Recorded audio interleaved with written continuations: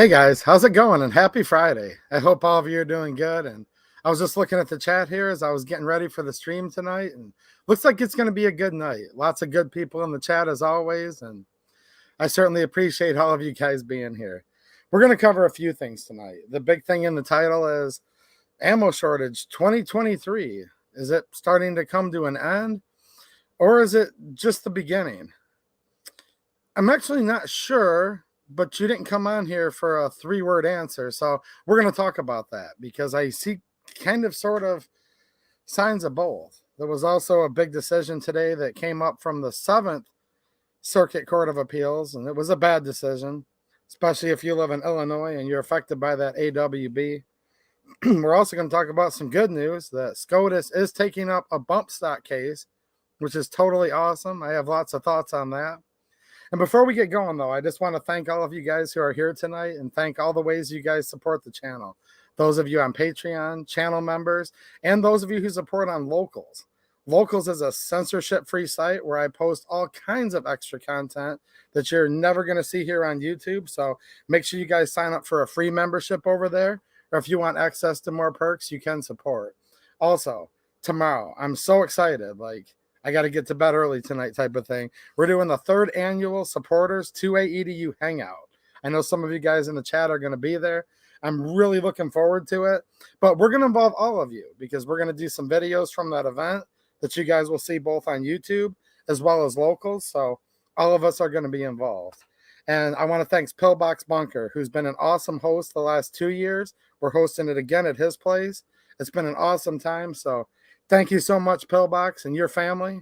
It's been an awesome event the last 2 years, and tomorrow's going to be just as much fun, probably even more fun. Also, my wife, Linda, who is still cooking food as we speak, getting all that together. She spent tons of time getting this event together behind the scenes. She's totally awesome. And I also want to thank QD for being like a mega ammo sponsor. I have the ammo cans right here. We are going to run 1,000 rounds again through my PSA GF3 AK. So if you guys are new to the channel, you can go back and see exactly what I'm talking about. The gun now has about 2,000 rounds through it. I have a couple more videos that I took recently that I need to post yet. But last year we did 1,000 rounds in 1 hour and 4 minutes. And this is like the cheapest AK you can buy, right? Well, we didn't kill it, to say the very least. And we're not trying to kill it, but we're just trying to see what it's made of. Hopefully that's good educational information for you all. We're going to run another 1,000 rounds through it. And yes, I did write on my list that I'm going to bring a pair of welding gloves this time so we don't burn ourselves as bad as we did last year. And then Rockford Ordnance came in and said he was going to bring an extra 1,000 if we wanted to do it twice. So we might literally go crazy and see if we can kill this darn AK.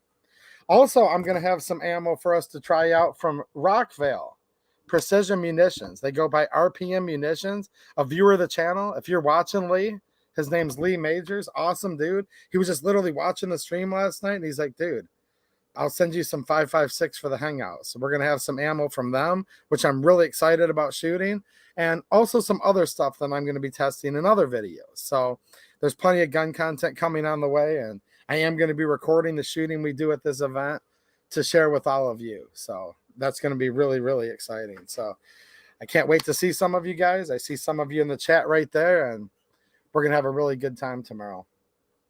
So this whole ammo shortage situation, and I think I need to start back from the very beginning again because just all of the comments I receive. And sometimes it's just people use different wordings for things, and we talk online, and sometimes a lot of the nuance and the facial expressions and tones of voice can get lost in it. I mean, I'm quite animated on my live streams, and I'll use different tones of voice and expressions and talk with my hands a lot and all that stuff, but you guys are just typing. So what I've been getting a lot of is this.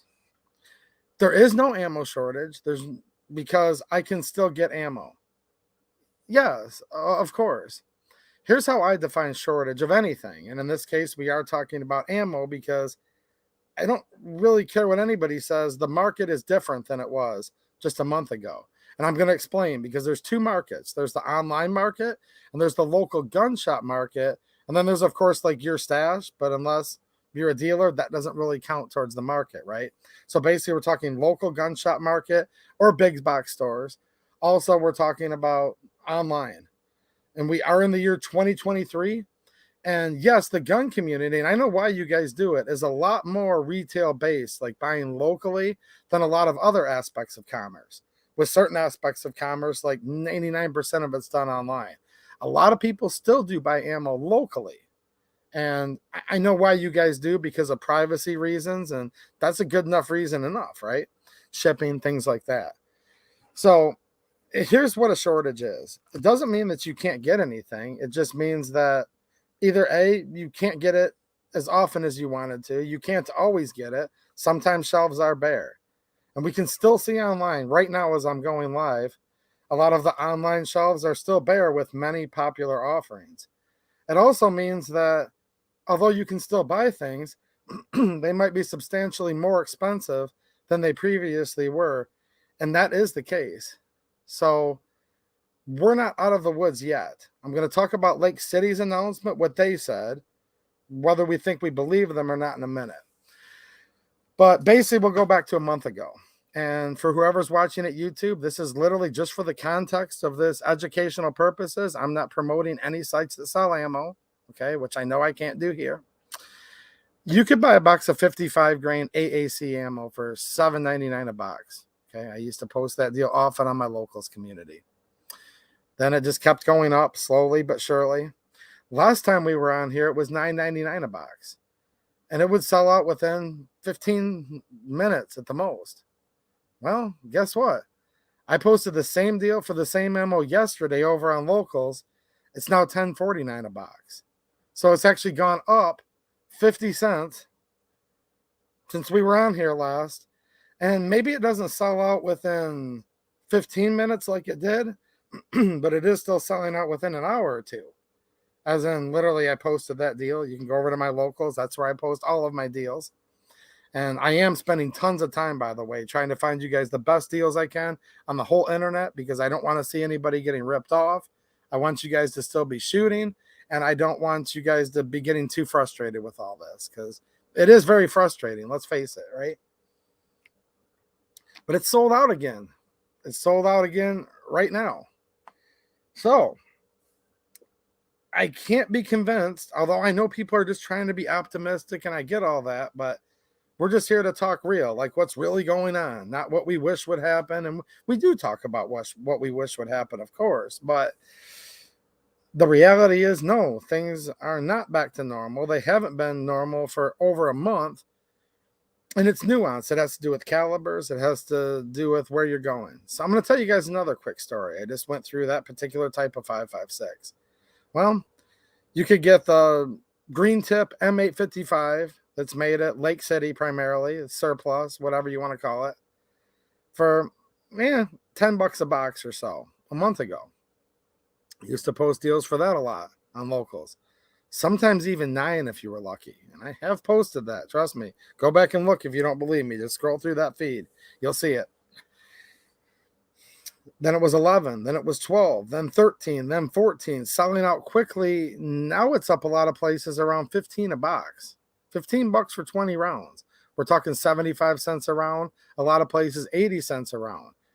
Not selling out as quickly as it was a week or two ago. However, still in many cases selling out, and still unfortunately continuing to rise in price. So that's part of what a shortage is. It's called supply and demand, meaning if they have less of a supply than there is demand, they either sell it instantly and have nothing else to sell, and that might be a business model for some. Another business model, and this isn't, I don't think this falls under gouging at this point. It just falls under business models of supply and demand, which I'm not an expert of, but the surface level that we're scratching here, I think is pretty easy to see. And then they'll raise it up in price to try to slow down some of the demand because they just can't keep up. Maybe there's not enough people in the warehouse that can physically box and tape and pick it and pack it and get it on the truck. That's a real concern when we have people going out there buying like they haven't bought in recent years. Now I'll say in recent years because it just looks just like this, right? If you look at the wave, there's really not a lot of in between. Either nobody's buying any guns and ammo, nobody cares because they either forgot about what happened a couple years earlier, or they're just tapped out. Their bank account's empty. They just don't like the stress involved in it. There's a million reasons why people kind of wax and wane. I totally understand all of the reasons. Trust me, especially the bank account being empty part. Like, I get that. But then all of a sudden it's like, oh, we're noticing something happening. And then kind of all at once, not everybody, but a lot of people will start to buy all at the same exact time. And I understand why people do that too. But that has been going on. So we had the announcement that the Vista Outdoors brands, which includes Federal, CCI, Remington, tons of really, really big companies, is selling to a foreigner. That is concerning. I posted that video on my channel. I was concerned then. I'm still concerned. A lot of this is we're just going to have to wait and see. But wait and see for what? Well, wait and see, and it ends up being better than before. Great. But a lot of us have the attitude of, I'd rather, have it and not need it than need it and not have it. So a lot of people sit there and think to themselves, what if something bad happens? Like, they start exporting all of it to, it could be the Ukraine, it could be Israel, it could be wherever. What if they start exporting it back to their own people? What if it just happens to be that around the same time, because this is another stress people are thinking about, where the U.S. is shutting off a bunch of new exports? And this is for civilian arms and ammunition. Well, could it be that these things are coinciding with the UN Small Arms Ban Treaty? That, make no mistake, the current former vice president did sign. It's just not been ratified by our Senate. But we're watching them do an end around on Congress and all of the constitutional provisions so much. Could this be a way that they're just working together with a little bit of this and a little bit of that to get what they want? Hey, if that's your thoughts and that's your concerns, I'm not going to make fun of you for thinking that way. I don't think you're dumb at all. These are things that are worth thinking about. Now, should you get super paranoid over it and freak out over it? No, I'm not suggesting that. But there's a lot of stuff going on right now. There was an explosion at the Hornady factory. That gets a lot of people concerned. There's all kinds of weird stuff going on. And if you go back literally just a year ago, Lake City was canceling civilian ammo shipments. And then a bunch of congressmen got on and wrote a letter and escalated it up through command. And they said, just joking, not anymore. This literally happened just a little over a year ago. I believe it was maybe last July or so-ish. So we've seen this happen before. Also, history lesson for some of you that are newer to guns. This might have been closer to 10 years ago now-ish, give or take a year. I'm doing all this with no script off the top of my head. But they were literally trying to ban specifically green tip, M855, 5.56 outright. They were going to ban it. They were going to put it under an armor piercing clause that could be shot through a pistol. And it is illegal to be selling any, quote, armor piercing pistol ammo in the U.S. Same way that the 7.6 5.45 by 39 went the way of the dodo bird. Now, that was a whole interesting dynamic in and of itself. I don't know why it has to be this way, but it's kind of always been this way, at least on the internet. It was weird because there weren't a lot of AK-74 guys at that time. But we were buying ammo for dirt cheap. You get them in the Spam cans. There was over 1,000 rounds in a 10, and you got 2 10s in a crate, a wood crate, for over 2,000 rounds. I think it was 1,080 rounds, and then the crate had 2,160 rounds. And man, there was a time where you could get that stuff. And I'm not talking in the 80s and 90s. I'm talking like literally about 10 years ago-ish. 12 cents a round or so, 10 cents a round even, maybe 15 cents a round on the high side. But it was like the cheapest ammo there was, and it did have a light steel core, a penetrator. Quite frankly, not really any different at all than 5.56 green tip. But when they banned that, it went pretty quickly. The ban just kind of went through. There weren't enough AK-74 guys to really care. And a lot of the AR community at that time. I'm not trying to gin up any AR versus AK debates here tonight, but those of you that have been around a long time, just chime in the chat, because this is honestly what happened. A lot of the AR community almost cheered for it. and said, ha ha ha, suckers, this sucks to be you. This is awesome. Proves that our green tip's better, proves that our rifle's better. There was a lot of that going on 10 years ago. I try to stay out of the forums now, but back then I used to spend a little more time in them, and that was constantly going on. Then they came after green tip ammo, and they were going to ban it. So many people went up in arms, went nuts over the 5.56, because that's America's most popular rifle caliber, obviously. And I'm not saying it's the best round, but the green tip M855 has been one of the most popular versions, right? Or subsections of America's most popular round. Tons of people got ticked off. That time around, I think over 100 members of Congress wrote, and it was a big deal, and they stopped the green tip ban. Do any of you guys remember this? So they've been going after this ammo, especially the green tip, but even all of it for Lake City, back and forth, back and forth. Now, some big YouTube channels had reported just a couple weeks ago, 3 weeks ago now or so, that they had found out through letters that were circulating, through different inside information they had, that they were stopping the civilian sales. I never reported on it outright. I just said in my videos that that's what's being reported on. That's what people are saying, okay? Because I didn't have the inside connections that some of the other people had. Well, here there was a little turn of events, and I'm just looking on Lake City Army Ammunition Plant's Facebook. And 4 days ago, they came out with a real small and real simple thing. Let me just share my screen, because just seeing it might kind of show you guys exactly what I'm talking about here. So I'm going to share over here to my Facebook page. I'm not the biggest Facebook fan, but if you guys want, you can go give me a follow over there, because that's the place to be for a lot of reasons. I was talking about it in my recent late night streams where I was showing all the shenanigans in the Michigan House of Representatives. That's where your politicians are. That's where you'll see people like, well, Lake City Army Ammunition Plant. So it is a place that I need to stay connected on, because I'm constantly talking to my local representatives and senators, and even down on the township and county level. This is where they're all at. And this is where Lake City Army Ammunition Plant. So hopefully you guys can see this here. Yeah, we got that right up on the screen. This is real simple. 4 days ago, Joint Munitions Command has not changed its policy regarding commercial production at Lake City. Lake City has not canceled commercial contracts. That's what they just said 4 days ago. So hopefully they're telling the truth. Hopefully that's awesome. But, and there is a but for me, but look, I don't have any proof that they're lying. But I don't disbelieve these people by de facto either, because first of all, this is the federal government. Sure, you can trust everything the government tells you, right?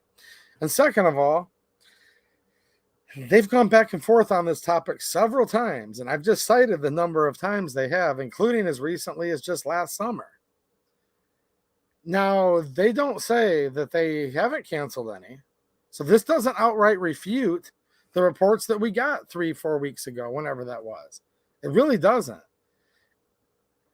It says they have not canceled commercial contracts. It doesn't say they never canceled anybody's orders.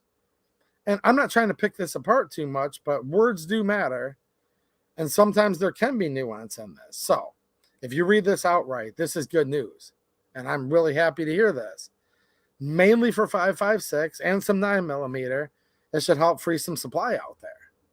Now, some other calibers, those are totally different stories and have their own sets of circumstances, but this should be, and I would like it to be good news. So there you guys go. That's awesome.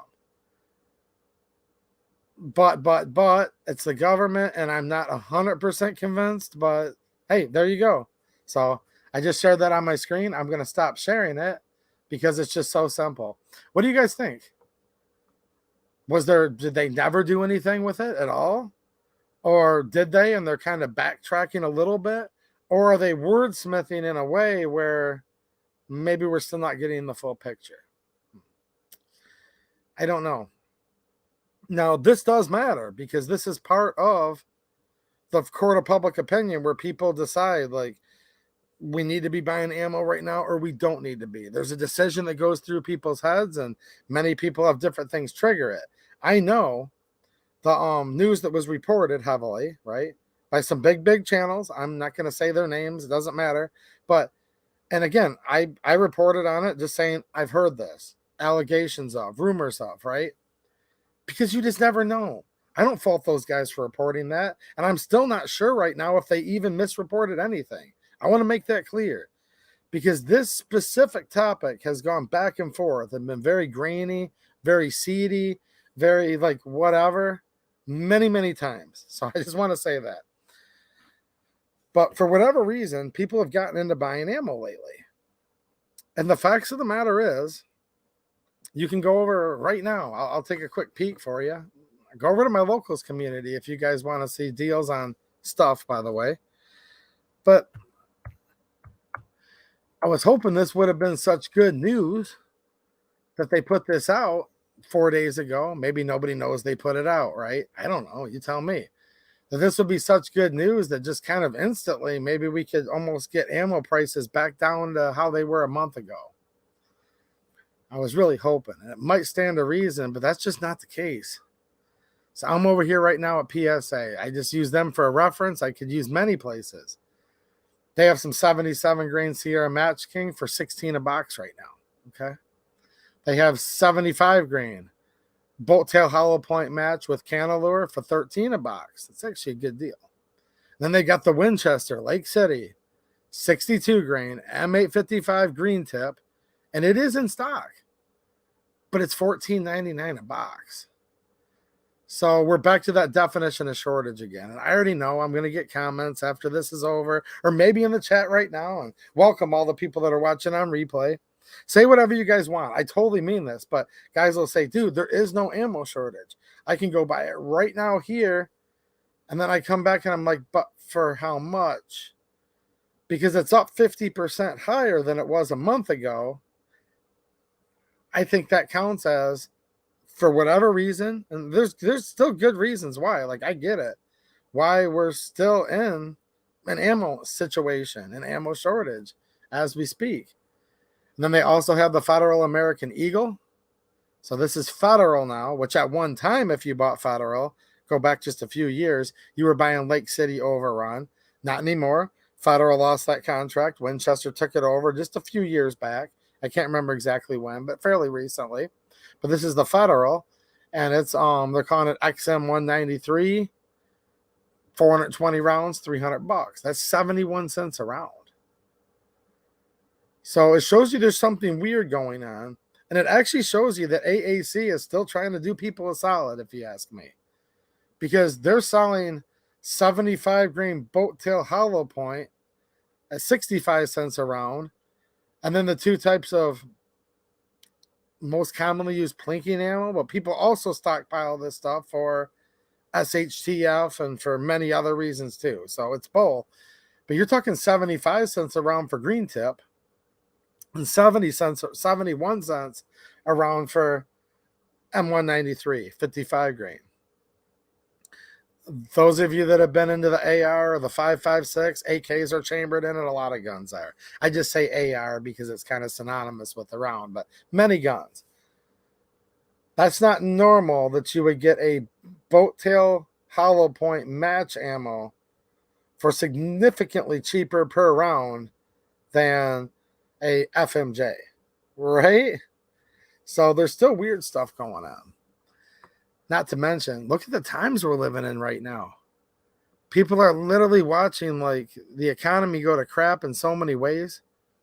I'm talking to so many people. Look, I don't own any stocks. I don't have a 401k. I don't have anything that's traded on any of the markets. But a lot of my friends do. And I hate hearing what I'm hearing. But a lot of people are saying that, yeah, they kind of went up and rebounded a little bit a while back. But for the most part, everyone I'm talking to, any money they have on paper that's in the market, whether it's even their mutual fund or their stocks or their stock options, or I don't even really understand all of this because I've never had any of that. They're saying they're kind of tanking right now. And I'm hearing a lot of people saying, screw it. At least when I buy ammo, I have a tangible asset, and they can hedge their losses with hard goods that are also made out of commodities. So there's a lot of reasons and a lot of things going on right now that, yes, the announcement that Lake City had stopped selling to civilians, allegedly canceling orders. They're now refuting that. Do we believe them? I don't know. That, the Hornady thing, all of the weird stuff going on, period. Yeah.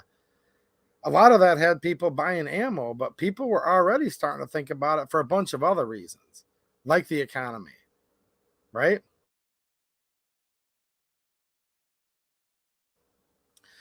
We also have a situation. I don't know if you guys heard this, but I haven't had a chance to do a deep dive, but I saw a brief announcement. The FBI has just announced and said that we're on the highest likelihood or highest terror watch, that we've ever been.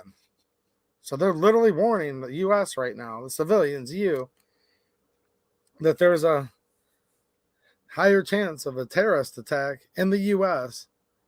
than there's ever been. Now, that makes people think about things.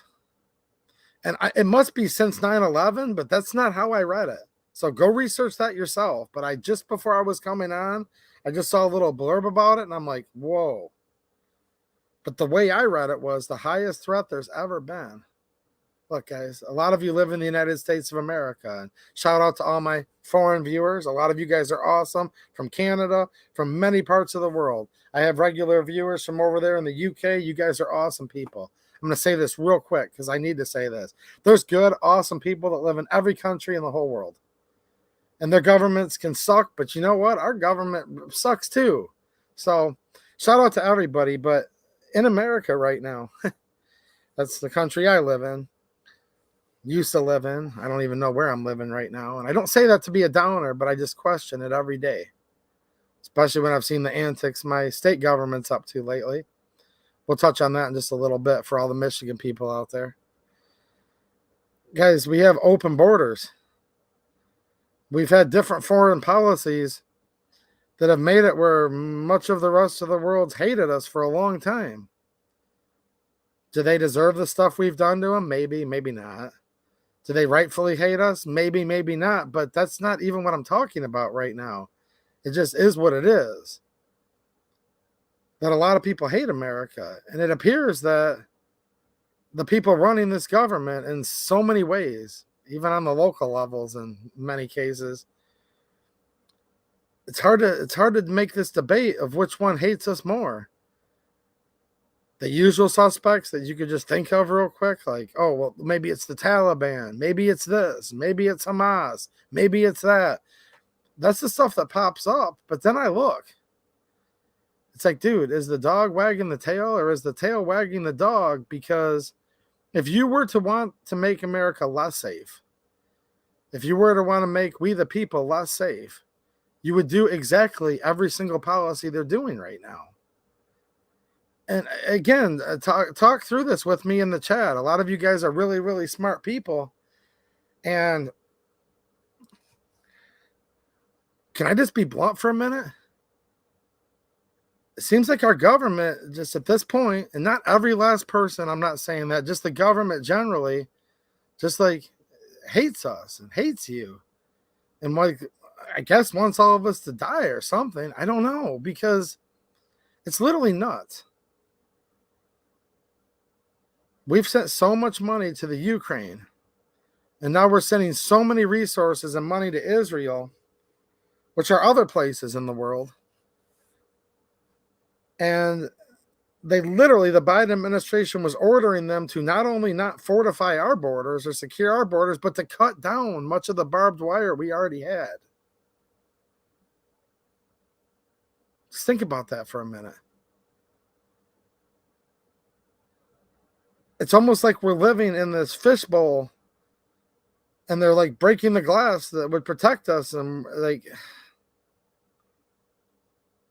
look, when the United States was conceptualized, when the United States was formed, it was supposed to be formed that the only reason the government would be allowed to exist at all is to protect your natural rights, your God-given rights.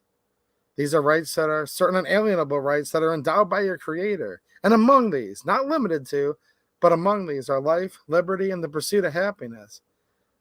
If you literally had a country where the government's sole purpose and only purpose was to do that, That's literally like a true version of utopia. That's a beautiful thing. Or at least about the best you could get on this planet, right? And we've now gotten to the point where the government seems to be doing everything it can to strip you of your natural God-given rights and everything they possibly can to invite in people that aren't Americans and in many ways want to do us harm. And there's many good people that are immigrants, and there's many of you that wouldn't be here if your families didn't immigrate. So it's not that I don't like immigrants. It's the only people that should be in the United States are people that want to be here. I think we should have a merit-based system where you want to be here. Okay, what do you have to offer? You don't have to be particularly smart to be a great American. You can just be a hard worker instead. Or you could be a hard worker and you're really smart. You could be really dumb and you're a hard worker. You could be smart and somewhere in between. There's a bunch of people. You don't have to be a scientist or a doctor to make a good American. Trying my best to be good, and I'm a landscaper, for example. But now we're to the point where, as I'm busting my butt right now, and every time I turn around, the jackboot of the federal government and the state government of Michigan is on my neck, making me afraid that I'm going to be criminalized for something that was legal yesterday, but a new rule came out, a new law came out, because all these laws only affect the law-abiding. They're trying to criminalize you because none of this applies to criminals, and it never has, and it never will.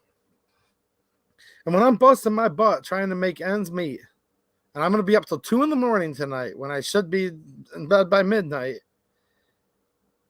trying to get stuff together because I couldn't spend all day today getting ready for the hangout. And I'm really looking forward to it tomorrow. No, I was out there shoveling egg rock and cobblestone into a cart that I pulled behind my lawnmower. But that wasn't enough.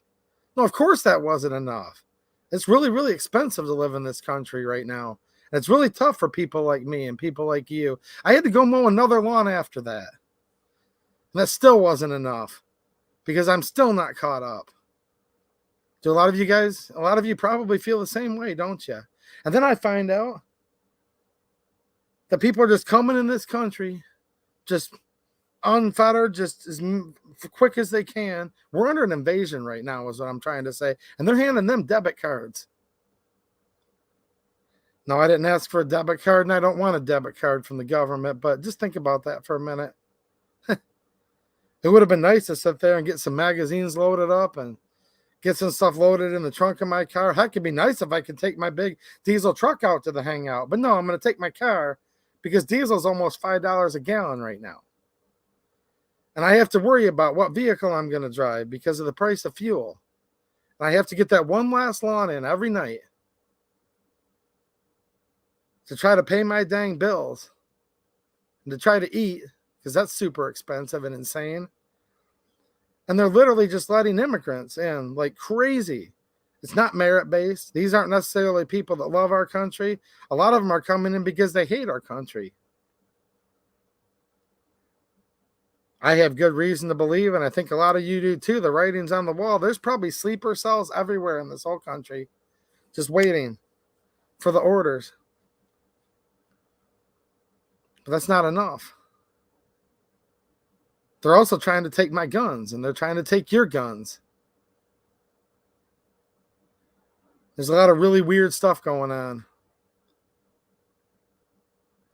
There was a lot of really weird stuff going on in 2020. You could say that again, couldn't you? People went and bought record amounts of guns and ammo, and I understand why they did. They did because that's the American way. America was founded out of the barrel of a gun, literally. They call it the shot heard around the world. The battles at Lexington and Concord in Massachusetts. And a lot of things change, but a lot of things stay the same. Because living under the tyrannical government of, at that time, the current King of England, as they called him, he was a despotic leader. He was a tyrannical leader. He was taxing them without representation. You know what? I watched my representatives trying to take my guns in the middle of the night 2 days ago, and maybe your guns. That's what I see going on in Lansing.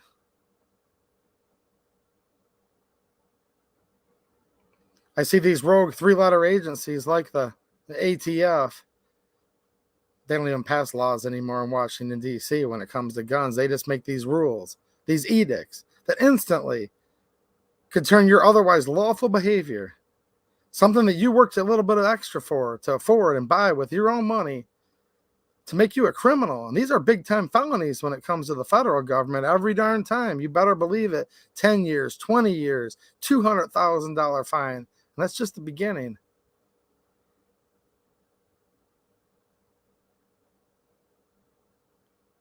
But they're taxing the crap out of you. Representation isn't supposed to be that they represent tyranny and try to take away all your natural rights. No, no, no. Representation is supposed to be all men are created equal, and they're endowed by their creator with certain unalienable rights. And among these are life, liberty, and the pursuit of happiness. That's what was proclaimed. The founding fathers didn't give you that. See, Thomas Jefferson wrote the beautiful Declaration of Independence when he was in his mid-30s. Really, really smart guy, obviously. No. He didn't come up with that.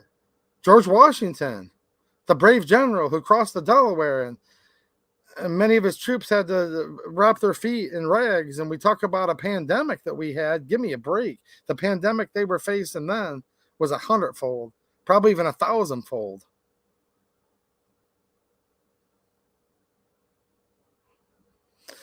What a brave man he was. But he didn't give you those rights either. And he never said he did. That to secure these rights, not grant, but that to secure these rights, governments are instituted among men, deriving their just powers from the consent of the governed. See, it went from the King of England taxing the colonists. Then they were the colonists. They would become the first Americans. People talk about the greatest generation. That was the greatest generation, in my opinion, obviously. Might have been the last good one. Who knows? You could think about that topic. Things started off in this country about as great as it could have been, and it's started getting worse pretty shortly thereafter, actually. But they were ticked off at first that the King of England was taxing them like at all. Like a 0.5% tax was completely unacceptable. And he wasn't giving them representation. He wouldn't answer their letters for a redress of grievance. These are all very, very important things that we see not granted but enshrined in our current Bill of Rights, which is the first of 10 amendments to our Constitution, which is supposed to be.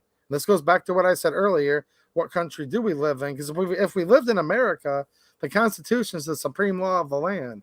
It literally says so itself. Don't take my word for it. And the Bill of Rights doesn't grant you any rights. The Bill of Rights is to tell the government, don't tread on me. Shall not be infringed. Congress shall pass no law. Troops can't be quartered in your home. Things like that are very, very important. Talks about due process. Talks about the powers of the states versus the powers of the federal government, which the federal government was supposed to be way, way weaker than state governments, by the way. But the King of England pushed his luck. They had through the East India Trading Company, right? They had come up with a cabal because they were failing, and they came up with a tax, and it's real complicated, but they got ticked off over the taxes on their tea and many other things. And they had the Boston Tea Party. Then there was the Boston Massacre, where redcoats and regular army opened up fire on people, and there were shots exchanged back and forth. There were a lot of things that got it going and got it really heated up. Then they finally came for their guns. And they were coming after their ammunition magazines. Not a magazine like this 20-rounder right here, but the place where they would store all the gunpowder and the musket balls and things like that. It was normally like a little bit away from town square. That just had to do with logistics of, like fire is a really bad thing. People have a stable attached to their house with straw in it, hay for their feed, the bedding, whatever it is, a lantern, tips over, a candle. There's a reason they didn't store tons and tons of powder in their homes. But The British came for the colonists' guns. If they wouldn't have come for their guns, I don't know what would have happened for sure. Well, we just can't know. Because if anything happened even a little bit different, clearly history would be different. So, in a country where we literally fought a revolutionary war, the French helped, and they were actually a big part of that. And there were some other things that happened. But as the founding fathers literally said in the Declaration of Independence, they talked about a divine providence. And they knew that not most of the people, but they knew they had enough people that were willing to stand for what they believed in and were willing to fight for it and die for it. And that's just a little repetition of a history lesson you've heard me say many times before, but we need to keep talking about it because there's a lot of things that are different, but there's a lot of things that are exactly the same right now.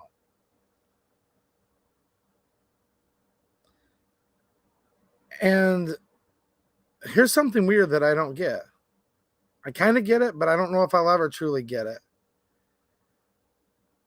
We had World War II occurred. And there was a lot going on in Europe, and Great Britain wanted us to get involved. England, Winston Churchill wanted us to get involved much, much sooner, obviously. He was getting pelted like crazy by Germany, namely, but the Axis powers. Allies would change back and forth. Russia would be with them and then with us, and there's a lot of weird stuff that happened with that too. But my main point is we kind of stayed out of it for the most part until the Japanese bombed Pearl Harbor. Like, there's always been a thing where, well, I guess we've been world's policemen for a long time, but if anybody ever comes in and invades our homeland, we have to fight. We have to fight them no matter what. And so many people were drafted, but so many people didn't even need to be drafted. So many people just rushed out there as fast as they could to get their hair cut, get their boots, get their uniform, and ship overseas to some of the craziest, most dangerous places you couldn't even imagine. I can't imagine it. I wasn't there. I had family members who were over there in the Pacific Theater and over on the European front. And I had a couple great uncles in the Marine Corps and then talked about what was going on those islands. Island hopping, it was called at that time, in the Pacific Theater. Just brutal, nasty stuff. Stuff you don't even want to talk about when there's children in the room was occurring over there. And they were willing to do that. People have been willing to do that for so many wars and conflicts and international police actions, but our homeland's literally getting invaded like right now. These are not all really good people that just run over here. Again, good people that want to emigrate here, that's awesome. And there are many, many good people in Mexico. But it's not just people from Mexico coming up here anymore. They're coming through Mexico from all over the world. But it's not even just Mexico anymore. They're coming down through Canada. And there's many, many good Canadians that were born in Canada and are now American citizens. There's many people that come from Mexico, first generation, second, third, that are awesome people. Okay? That's not what this is about at all. But there's also many, many bad people coming in. We're getting invaded by physically by bad people. And we have our own government right now. Just think about this for a minute. Our own government right now that is attacking our Constitution and attacking our natural rights, many of our natural rights, but specifically the Second Amendment, as we talk about most frequently here. They're literally attacking us. I don't think just as much, but perhaps more than any foreign countries ever attacked us before. Now, why is it? And this is an honest question. If you guys can just help me with this a little bit. Because at the end of the day, I wasn't willing to sign up for the United States Armed Services. I made that decision. I was obviously a young man then, and I don't regret that decision. That just wasn't for me. And in hindsight, it never was for me, and it still isn't. So awesome, you guys that did serve. Awesome for those of you who might be serving right now. But I didn't do that. And there's also a lot of people who didn't either. But there's also a lot of people right now in here who do write their state reps and senators and do show up to their township hall and their county commissioners and are writing their congressmen and trying to keep track of what's going on. There's also a lot of people that aren't doing that either. So why is it that whenever it's like war is declared, we will literally go to the four corners of the earth? We'll fall off the edge of the earth if Uncle Sam tells us to. Everybody will join in on a war effort if it's for Germany, if it's for Japan, if it's against, well, proxy wars, right? If it's against Russia, but not directly, it's North Vietnam, it's the Viet Cong, China, Russia, Viet Cong. I just kind of repeated myself, right? If it's in Kuwait, if it's Iraq, we want Iran more than anything right now. If it's Hamas, if it's Palestine, if it's just all these places, people will literally go island hopping. Like, that's insanity. Those jungles in Vietnam, insanity. Those cold mountains in Korea, that's insane. Like, you're tough if you went over there, you know? The sandbox, the desert, the IEDs, just the crazy stuff that happened to that generation of warriors, of troops.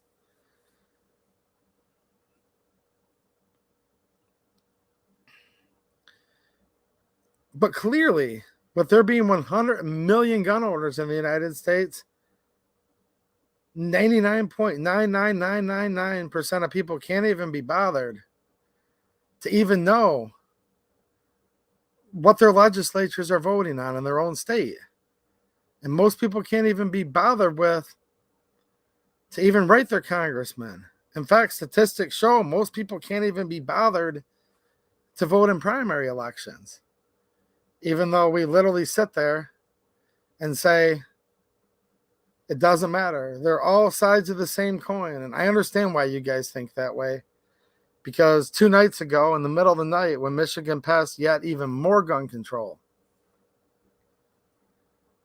I'm really ticked off about that, by the way. A lot of good people are going to get hemmed up, become prohibited persons under domestic violence that never did anything violent in their lives.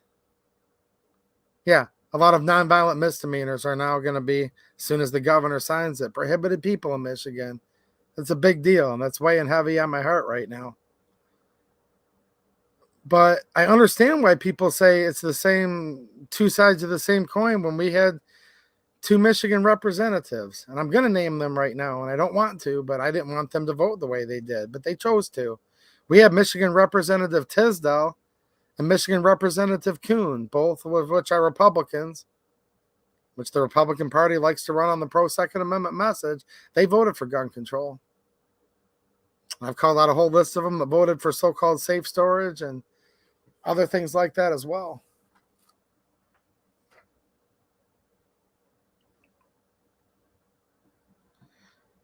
What's the answer, guys? Seriously. I've already established that in so many ways, if you read the Declaration of Independence and their long list of grievances, because they didn't just pop off for no reason. They had a long deliberations with the King of England. This went back and forth diplomatically for a long time. Boy, the Founding Fathers tried. They were very, very patient people, actually. You'd write a letter. It would take 6 weeks for it to make its way over there. 6 weeks for it to make its way back. And they tried patiently for decades and decades and decades. And here's the thing, guys. A lot of people in YouTube chats, okay, they say, well, we need Lexington Green right now. No, we don't. That would fail miserably. That's probably the last thing we want, because I can't even get most people I know. And I'm not shaming any of you guys at all. I'm just saying, like, literally people around town. I can't get most people I know around town to even show up to my state capitol while they're trying to pass tyrannical measures of all sorts, including gun control. I also can't get most people to even look to see who's running in the primary elections. I don't know. So basically, you don't have a government that can protect you anymore. It's the exact opposite. Government, right now, when you need guns more than you've ever needed them before, with the open borders, with the actual literal federal government itself, the FBI saying we are on the highest terror alert that we've ever been on. That's how I read the headline. Go research it yourself. We're on the highest level of terror alert, like the highest probability of alert of a terrorist attack we've ever had. And they're still constantly trying to hammer us with taking our guns. So there's so much more to this ammo situation than just maybe it was a rumor from Lake City.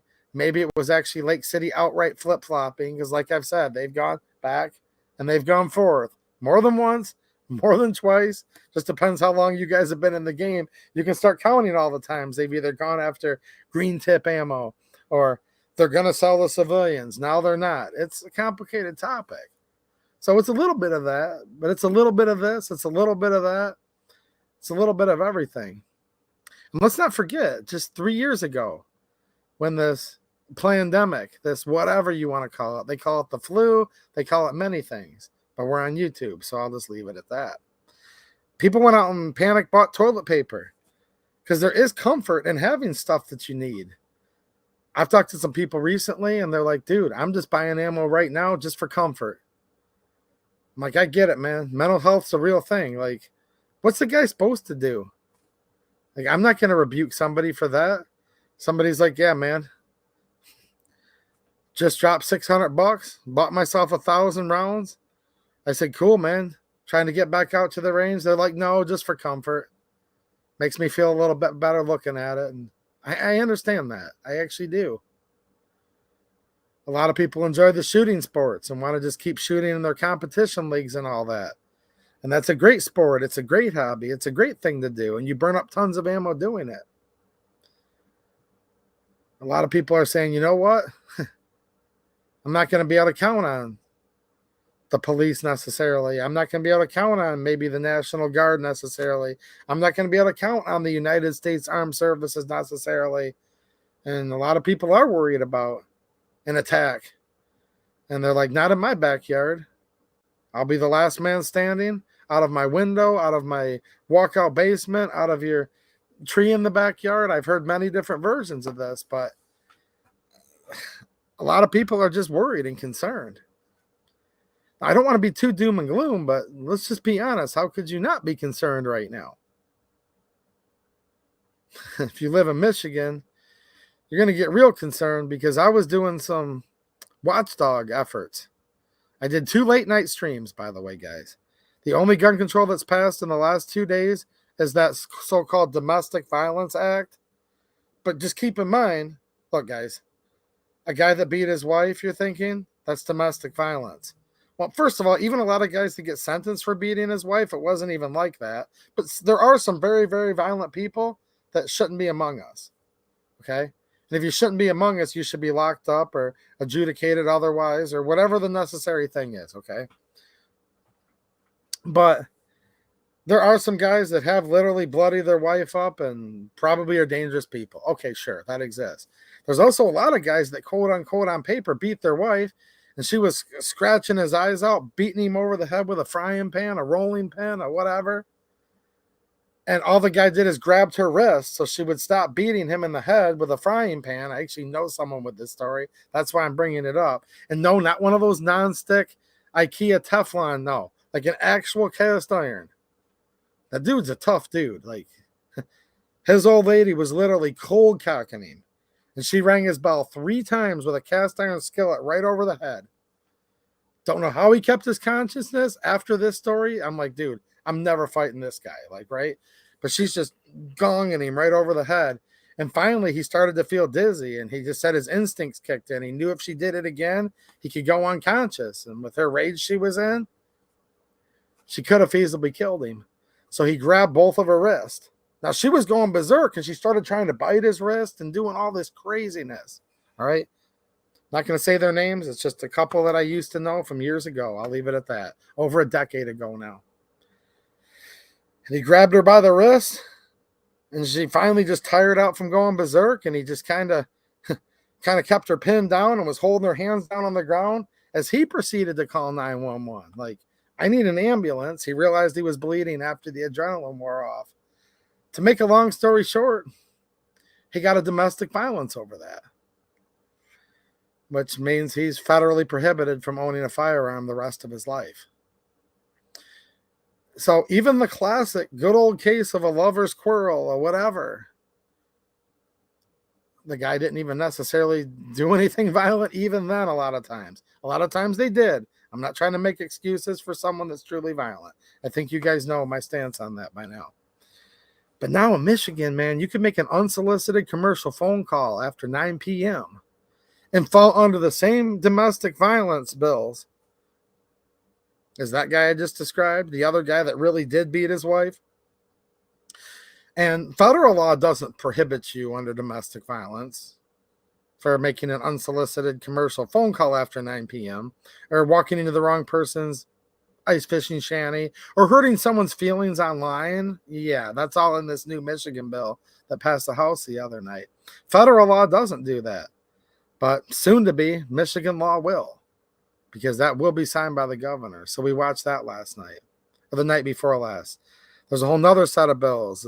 I've talked about those before. 4127, 4128, banning guns from certain polling locations, including drop boxes, so you could drive by one, walk by one, and be criminalized for carrying with your CPL. Like, crazy. They didn't pass it last night. All the Michigan people that want updates, they're going to go into session next week. And I'm not going to say who told me this, but I have insider information that next week's probably going to be the last week of the session. They're going to go what's referred to as sine die, meaning end the session. Yeah, almost 2 months early. And that's going to make all the other myriad of gun control they passed earlier in the year go into effect that much sooner. So we might have a couple more late night watch parties, but there's 2 more gun control packages. They're hot to trot to cram through in Michigan. I'm going to read a couple of these super chats, then I'm going to get into a couple other topics. But I knew another guy, by the way, real quick story, that he got into a spat with his wife at that time. And this is crazy, some of the stuff that gets, look, I don't like violent people. Yes, being skilled in violence to protect yourself and your family, that's totally different. But people that are just mean, that want to hurt people, I don't like that at all. I don't even like verbally mean-spirited people. The older I get, I don't have time for none of this crap. I don't have patience for none of this. If somebody's even just like not very nice to me nowadays, I don't mean like in a snowflake way. I just mean just someone that's mean, that's just constantly has nasty stuff to say. I just don't have time for them, okay? I find myself just wanting to be more peaceful the older I get, but at the same time, trying to be more prepared than I've ever been before. It's one of those, like one in each hand, right? I'm ready to go as much as I've ever been, more than I've ever been, but I just want to be, just leave me the hell alone. I don't have time for all your drama. That's basically how I live my life. Now, look, this other guy, she was into it with him. They were verbally arguing, whatever. He said, she said, BS, right? And she reached and grabbed a necklace that he had around his neck and just ripped it right off of his neck.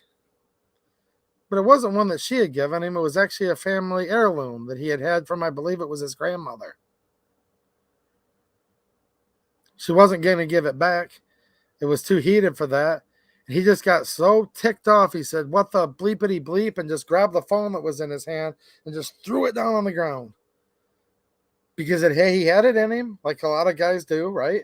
I just can't hit a woman. So he grabbed the phone and just threw it right down on the ground. Not at her, just busted the phone up into a million pieces.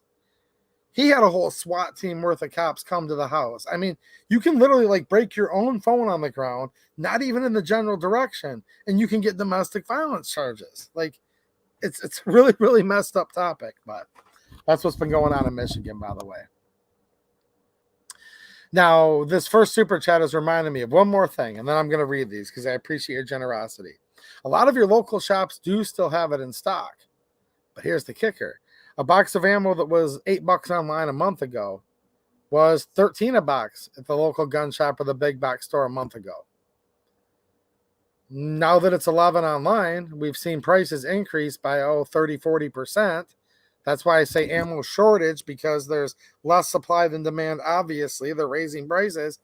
It's still $2 cheaper online for a lot of boxes of ammo than it is in the store. So until we see online get higher than the prices of stores, and I hope we don't see that, but we would have to see that happen, or at least close to parity, before it's going to sell out online. I'm going to give you guys a couple examples of that, because I did go do some big box store shopping and some LGS shopping, and I can kind of tell you guys what I've seen there. Aries GVD with a super chat. Thank you. I appreciate it, man. I saw you hanging out last night in the stream. Says, best places for ammo in Wayne County. Is Dunham's okay? They're okay, man. They're status quo, but there's still deals online that beat them. This is if you want to buy online, all of that. And as far as a lot of that kind of stuff, I want to direct you guys one more time over to my locals community. I'm still working super hard. The deals aren't as good as they used to be on ammo, but I'm still trying, and they're still beating big box store prices. So the way you asked the question, I would say they're okay. Not excellent, though. Okay, but okay. Brian M, channel member for 6 months. Thanks, man. I appreciate it, dude. He's been here for years, but celebrating 6 months. Yes, you have. You have been here for years, and it's good to see you, man. QD coming in with a super chat. Thanks, man. I appreciate you, dude. Says, remind me again how Chinese nationals have gotten through the southern border again. Dude, you should see the energy plan they're passing in Michigan. I'm not even saying this to be hyperbolic, but if the good Lord's willing and I'm still here and there's still people who want to hear me talk, and we might have it where, sorry guys, no stream tonight. I'll have to send smoke signals, carry your pigeon, right? You guys will look up and I'll have the old campfire going. Well, that'll be illegal too. Never mind. But I'll bootleg a campfire and throw the blanket over it for a second. You guys will be like, I saw 1, 2, 3 puffs. He can't stream tonight. The power's out.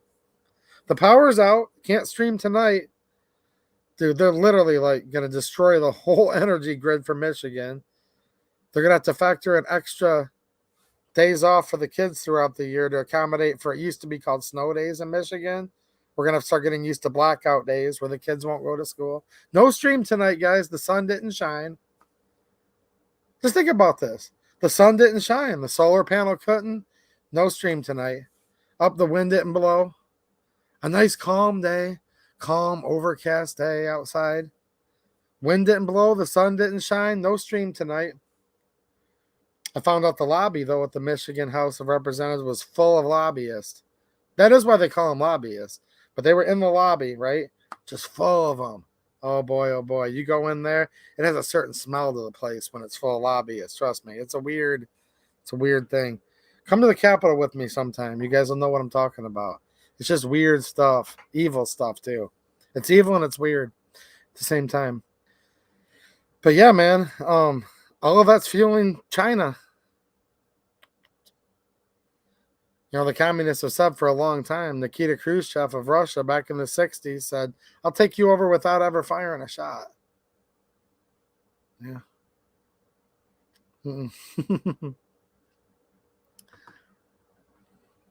St. Vicari with a super chat. Thanks, man. He heard me say something about that 545, that 7 and 6. He says, amen to this conversation. Thanks, man. He said, want to get a PSA AK-74, but the ammo is hard to come by nowadays. Yes, a PSA / I'm just saying PSA for now, because I don't know if it'll be branded as AAC. I think it'd be cool if they called it Soviet ammo. That has a nice sound to it, doesn't it? Soviet ammo? I did put that in my suggestion to him when I sent him an email last week. But whatever it's going to be called. They're going to be coming online with it. They're telling us soon. I did ask them a list of about 5 or 6 or 7. It was a decent list of follow-up questions. And the guy I sent the email to has been off on work sick all week, actually. I called him and he answered at home. But yeah, I'm eager for them to get back to me. Hopefully next week. I don't want to rush them. They're super busy right now. This is how I know there's some type of shortage, meaning there's more demand than supply. Like anybody involved in this industry right now, they may still be able to get components and all that. That's not what I'm saying here. But just so many people are buying stuff. People are just cranking out rounds like crazy. So I was talking to Rockville Precision Munitions down in Tennessee. Some of you guys are going to test some of his ammo out. And Lee was telling me on the phone when we talked, and I might have him on as a guest next week so we can talk about this more. He's a small ammo manufacturer. Now, small meaning small compared to like Vista and even AAC and all that, but he's still like making tons and tons of ammo. So he's big, but he's small. You know, that whole sector of the ammo market. And he's just cranking it out. He said he's working till 4 a.m. every day. He might have said 5 a.m, 4 or 5 a.m, like literally every day right now, trying to fill ammo orders. So people are buying ammo like crazy right now. I hate to bug people during those times, but I do have a follow-up email. I had talked to Josiah on the phone, and he said, dude, just shoot me an email. We need it in writing just so he can remember, right? As he was home sick when I called him. So I will get you guys some more updates the best I can to some of your questions on the, we'll call it PSA steel-cased ammo. Because I do like the 5.45, and you are correct. It is very, very tough to be in that caliber right now. Extremely tough. QD with a huge super chat, $50. Thanks so much, dude. He says, everyone, thank 2A Edu for his work last night. Not all heroes wear capes. Some wear light blue shirts. Thanks, man. And I know I do set a fashion statement on here, obviously. But hopefully you guys got some value in that. I know a lot of you watching that do live in Michigan, and a lot of you don't. I just wanted to show you guys how the legislative process actually works. It's making my head spin even thinking about it. Like literal insanity, right? So hopefully that was something you guys have gotten something out of. And who knows, I might be here late at night, midnight, 1 a.m, streaming next week. I don't want to have to do that, but we will see. We have to watch these people. There was people telling me in real time, they're like, dude, don't stop streaming. As soon as you stop streaming, that majority floor leader, they call him, he could come out of that back room, you know what I'm saying, and say, oh, I moved the House Bills 4127, 4128, Reverend third time, place the table. The clerk will open the board. The amendment is passed. I mean, that's literally how they talk. You can't even understand them. It's like an auctioneer, and they're just sitting there just gaveling your rights away one after another. My favorite state representative, Jamie Thompson, she was up all night last night in session.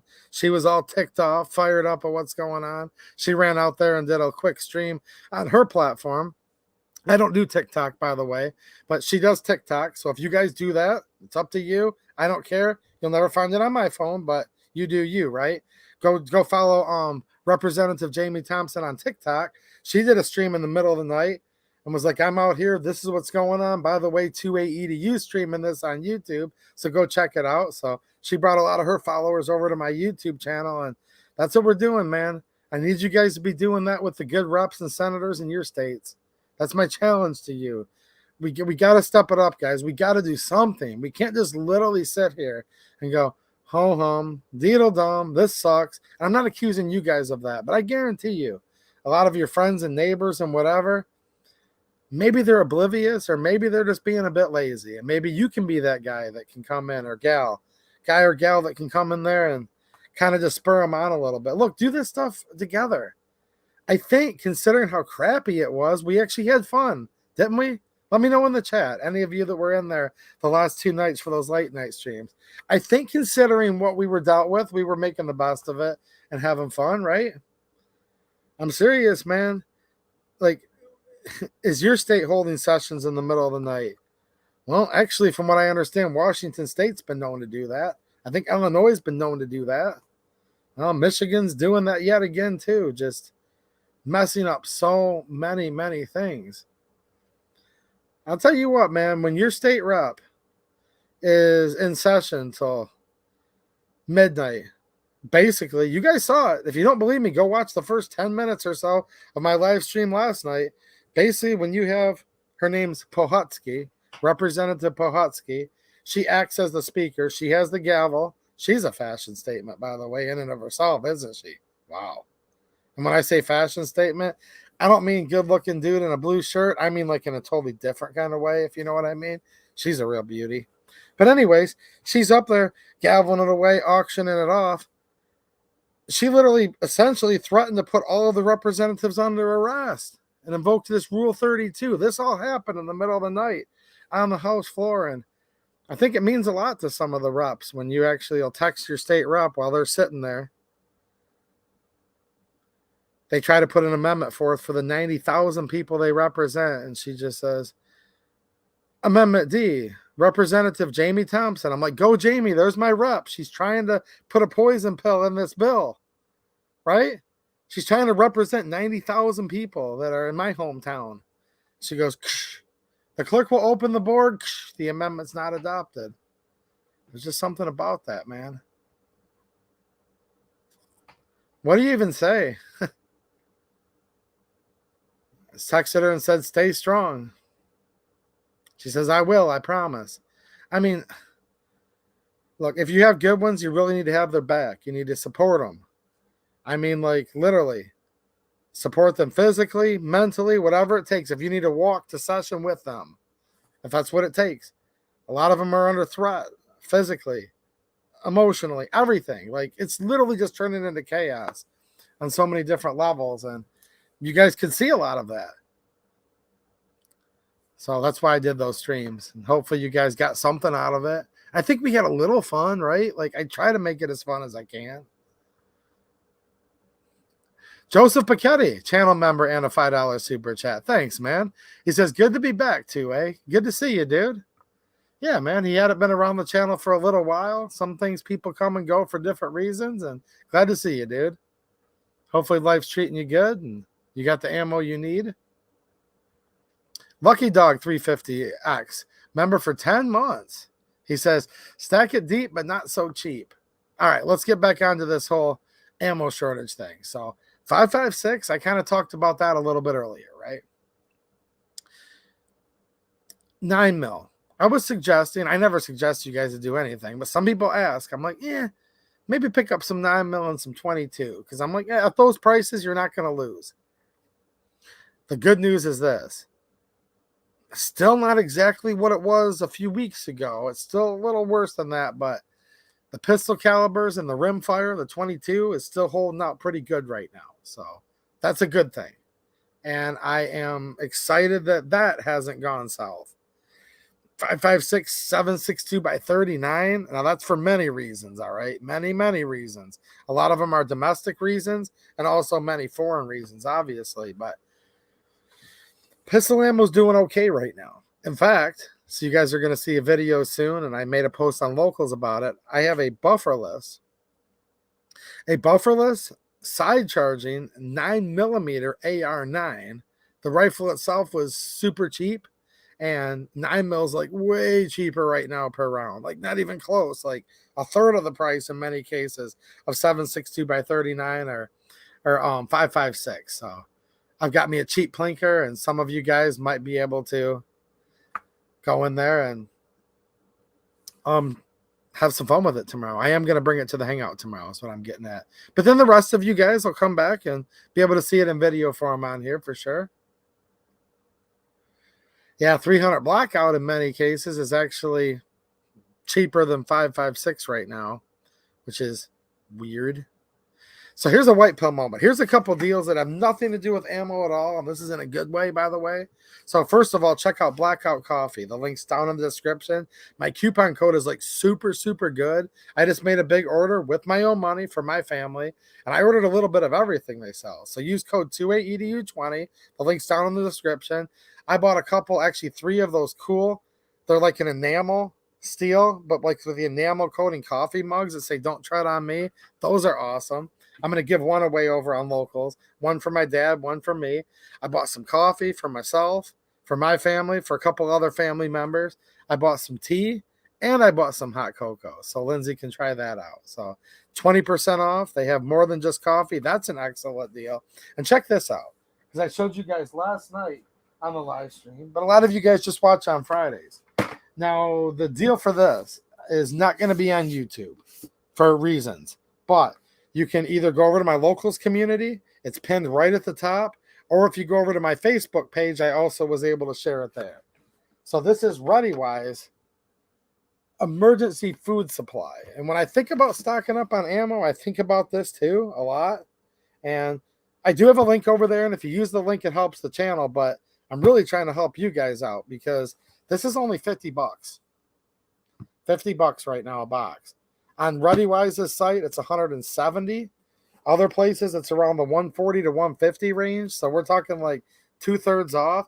And the place that's selling it, which I can't promote here, but they're only $6 shipping. Or if you spend 150 or more, it's free shipping. So you can go right to my Facebook real easy if you're there. Best to go over to my locals though, because you'll see lots of other cool stuff. But this is 50 bucks a box. While supplies last, it is on clearance. I'm going to probably within the next week actually heat some of this up and eat it. But this is dehydrated food. You can see that it's sealed here in the box. I bought this with my own money. ReadyWise is not a sponsor of the channel. I just literally found this and was like, dude, it's like a lot of people are thinking about food stores. This is so cheap right now. If you even think about this stuff at all, it's basically a no-brainer. You could actually save yourself a ton of money if you're just going camping for the weekend. I don't think you could like even have 60 servings of food at the grocery store right now for 50 bucks. Now, if you're paying full retail price of 170, yeah, then you're thinking back and forth. You're hedging your bets. A lot of you guys are like, well, I'll put together my own little things. I really don't think you could put this together for any cheaper. You just add water, preferably hot water, and it's made in the USA, 25-year shelf life. Mine was kitted, so packed on 4/30 of 22. So it was packed exactly a year and a half ago, which is plenty fresh because that means it still has 23 and a half years of shelf life. So that's a little white pill moment that has nothing to do with ammo, because I do want to talk more about ammo tonight still, but sometimes it's nice to get your mind off of it. And you can literally get 3 tubs of this for 150 bucks free shipping and still be cheaper than what 1 tub normally costs. So that was pretty good news, and I'm excited about that. Yeah, man, it is a good deal. And please use my link if you do buy it, but I'm telling you guys the truth. It's discounted so much, like I barely get anything. But I like win-wins, right? I find a good deal for you guys. You save a ton of money. You save like 120 bucks a box. If less than $1 came back into the channel, then you can feel good about helping support the channel without pulling any money out of your pocket whatsoever. But that deal is you can go over on my Facebook page and you can go over on my locals. It's pinned right to the top of locals. It's either my top or second to top Facebook post. So there you go. And it's over on those 2 places instead of here for reasons, trust me, like legitimate reasons. James Kawasaki coming in with the member super chat. Yeah, Linda sent tons of the swag that I had given away the last few weeks out throughout the last week. So hopefully you guys are getting that stuff in and enjoying it. That was the goal. James says, appreciate the decals. Thanks for keeping it real. Well, thanks, man. And good to see you, dude. Hope you're doing good. QD just came in and gifted 22 AEDU memberships. Thanks so much, QD. And those of you who just got a gift, I do have some extra bonus footage, both in videos and YouTube community posts on here. So check that out. Hopefully you'll enjoy some of the B-roll or behind-the-scenes stuff that I posted. And when I get my bearings and my 2 feet back on the ground, finishing up some of this last-minute fall work, I have some more stuff lined up. Actually, footage I've already taken for channel members' videos. Just haven't had a chance to edit them or upload the darn things. James Kawasaki again, this time with a super chat. Thanks, man. He says, to love God is to hate evil. Be brave plus dangerous. Thanks, man. I agree with you. I definitely hate evil. And I love God, and it just seems like there's lots of things going on that are completely counter to that. So I know you understand what I've been saying tonight, and I understand what you're saying. Trust me, man. Chanzig, member for 6 months coming in. Thank you. He says, thanks for always being consistent, man. I appreciate it. Well, no problem, dude. I don't know if I'm consistent. I'm just a guy here sitting in my shop talking to you guys. on the internet. I wish it wasn't on the internet. Luckily, I'll get to see, I don't know how many of you guys are watching right now, but maybe a dozen of you or two that are in the chat. I'll get to see in real life tomorrow, which I always look forward to that quite a bit. Definitely look forward to that. Shout out to all the Michigan people in the chat. Looks like there's some Michigan people hanging out. All right, so a couple things going on in the courts. I just wanted to touch on briefly here. So the 7th U.S. Circuit. So I'm in Michigan. I'm in the 6th Circuit, and that kind of travels straight down through the south. Get over just a little west of that, we have the 7th Circuit, and that's going to encompass Illinois. Oh my gosh. My friend John Crump put out a stream talking about all the details. You guys want to deep dive into it? I suggest go over there. He's had 2 breaking news things tonight, both of these in which I'm going to touch on briefly. So check out my friend's channel, John Crump News, John Crump Live. And the decision, I'm going to give you guys the bad news decision first, because then there's a good news court case that's going on right now. So we got a little bit of both. We'll take that, right? But we got to talk about the bad news, but let's try to focus on some good news, if you know what I mean. So this 7th Circuit Court of Appeals, this is the 3-judge panel right now. But they literally somehow justified and said that the Illinois AWB, the 10-round magazine limit, all that mambo jamambo unconstitutional crap, is constitutional. And I'm sitting there thinking, wait a minute. So the so-called Bruin decision, New York Rifle and Pistol Association v. Bruin, it basically took Heller and added even more to Heller. But what it really established is look, you have to look at the text of what the Second Amendment says. Well, that's pretty darn clear. Shall not be infringed. Because they've decided that it's an individual right and you don't have to be connected to militia service. That was decided back in the landmark Heller case. So that's already settled case law. Every anti-gunner there is still wants to argue that, but there is no court argument for that. That's been decided by the highest court in the land. Okay. It's also been decided by the highest court in the land, the Supreme Court, that you have to look back at the gun laws that existed around the founding of this country.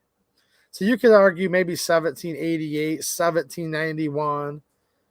But certainly once you get to the point where all of the founding fathers had died, we can't possibly still be in the founding era, no matter what. I like to look at it very narrowly, just within a couple-year period.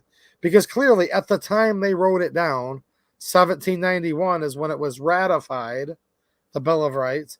It was written down in 1789, so they clearly meant it then. They clearly also meant it in 1791 when they ratified it. So that would be if you wanted to look at what were the founding fathers' intent, it's obvious. They wrote the dang thing down. Okay. You're thinking to yourself, well, duh, dude. I know you guys aren't that dumb, but that's still the argument that people are using. And these guys did the same thing. And this was very disappointing. They were literally pulling up the National Firearms Act of 1934 and saying, well, look, we have a long tradition of gun control. Look, the National Firearms Act has been around for 90 years. Now, look, to try to convince somebody that 1934 is the founding era of our country requires a listener to be dumber than the speaker. And shout out to all of you guys in Illinois. Stay strong. This is probably going to have to go up to SCOTUS. And I think it actually might. And I hope this will prevail. Because this is not cool. But they tried to say like 1934 is the founding era. Now, if you thought that was ridiculous, check out what you're about to hear next. They also cited 1689 law. No, wait, hold on a minute. A United States court cited 1689 law, saying that was the founding fathers' intent. That was literally 100 years to the T before the founding fathers drafted the Bill of Rights. Drafted 1789. That's when they wrote it down. It was bona fide into the Constitution as the supreme law of the land. It's called ratifying the amendments in 1791. I can't be the only one. Who else's head is spinning right now? When they said 1934 was part of the founding era, and since there were gun control laws then that were synonymous, that this assault weapons ban could be okay. But then when they said 1689, I'm like, whoa, whoa, whoa. I got to rewind this a little bit. So I was listening to John Crump's stream on the topic, and I'm like, 1689 was the founding documents of the United States of America that wasn't literally founded until 100 years later? I mean, 1788, that's when our Constitution was written. If you want to go back to the very first battles of the Revolutionary War, 1775, this is 86 years before the first actual gunshots went off, and it's exactly 100 years before. And they're saying 100 years before this country was founded counts as to comply with the Bruin decision, and saying that that counts as founding documents and stuff. Like, I can barely even finish my sentences right now. Do you guys have that happen to you, or am I the only one? Look, here's what it is. It's wearing on me, guys. When I'm around stuff that's just so dumb, I get to where I forget how to speak. Like, you guys are literally going to see me just sitting here going, I mean, a dog's man's best friend and smarter than most of the people that are in politics, but I'm just going to resort to Pantene if I keep watching any more of this crap. I was up till midnight the one night and 1 a.m. watching the Michigan State Legislature. It's called Watchdog Duty. And a lot of you guys have my back. We were watching together. Real eye-opener. And then I wake up and I'm like, all right, whew, back to reality. Driving the lawnmower. Bing. Because I have the notifications turned on. Make sure you guys have the notifications turned on for this channel and the thumbs up and all that awesome stuff, just to make Susan Wiki happy, because when she's happy, we're all more happy. You know what I mean? Especially here on YouTube. So I'm sitting there and ding, John Crump Live is live. I'm listening and I'm like, I'm driving along, cutting this lawn. Before you know it, I'm going backwards. I'm like, whoa. Like, I'm literally losing brain cells listening to this stuff. After the Michigan legislature, and then they're like, oh, yeah, we had founding era documents and laws in 1689. Shout out to Illinois. Shout out to the 7th Circuit. And then there's always one of these guys in the chat. Look at this. Shout out to my good friend, and he is my good friend, actually. Believe it or not, guys, I was going to quit my channel if it wasn't for this cat. He's mean. He's not even very nice. But he's been a long friend of the channel, so make sure you guys check out the Clover Tech channel. I never said he was nice, guys, but I do consider him a friend, and he's helped me through a lot of stuff on YouTube, figuring out how this whole crazy stuff works. He says, well, not everyone can be perfect. Only room in that club for me, myself, and I. What's happening, Clover Tech? Jeez, oh, Pete. There's always one in the chat. Bouncers, how did you guys let him in here? Shoot, I think I've been short on payroll. I spent so much on 760 by 39. Here's the truth, guys. I forgot to pay my bouncers, the guard here. Before you know it, Clover Tech gets in here somehow. I don't know. But he did leave me a super chat. So thanks for the super chat, Clover.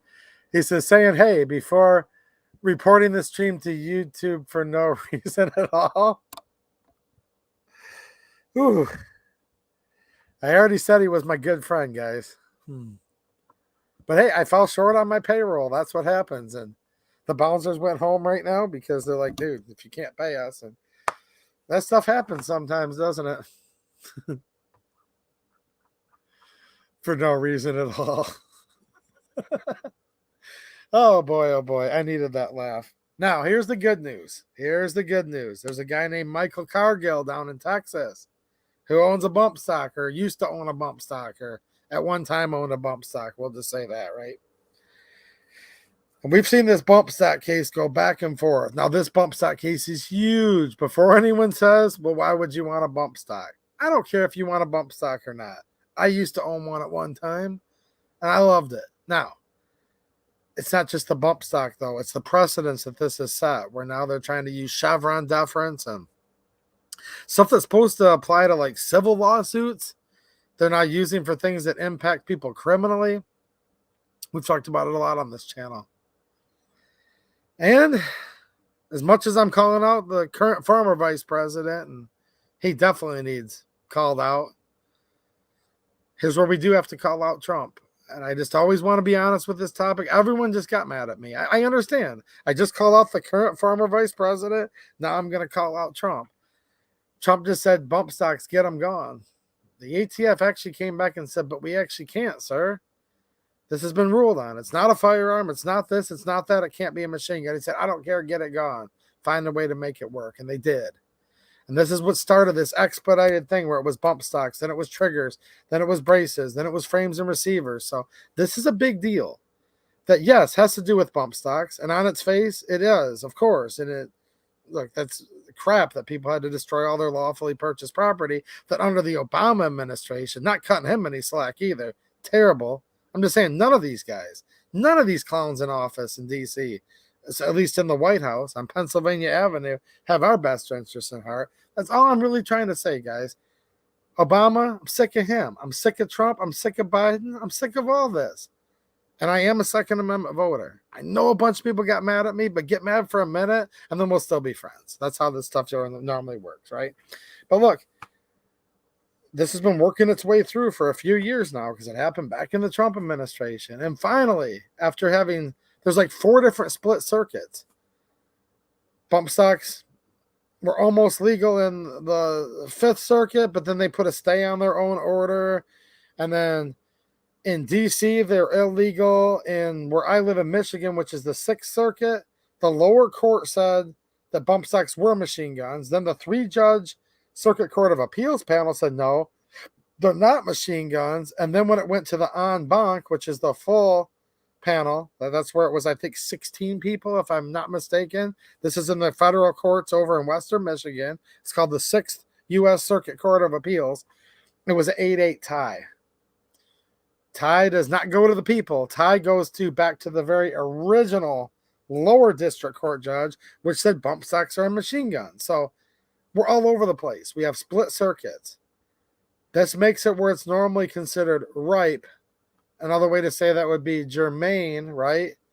For the Supreme Court to look at this, because you can't end up in a situation. Here's what would have happened. So Cargill right now, in his circuit, they still weren't legal, but that's because they appealed to the Supreme Court they wanted them to grant a writ of certiorari, which basically is a fancy way of saying, hey, SCOTUS, will you hear the case? We do have good news. SCOTUS did decide to hear the case. Good news, I hope. And I can't guarantee this because I still have my doubts, but we need to be a little happier here before we get off the stream. I think this is good news. Now, it would have been good news for the best news, technically, for Mr. Cargill out of Texas and the 5th Circuit, those states down there in the kind of southern middle of the country, right? It would have been the best news for them if Supreme Court would have denied it, because then no matter what, the law of the land in that circuit, bump stocks would have been legal. Okay. But that wouldn't have affected anybody on the national level.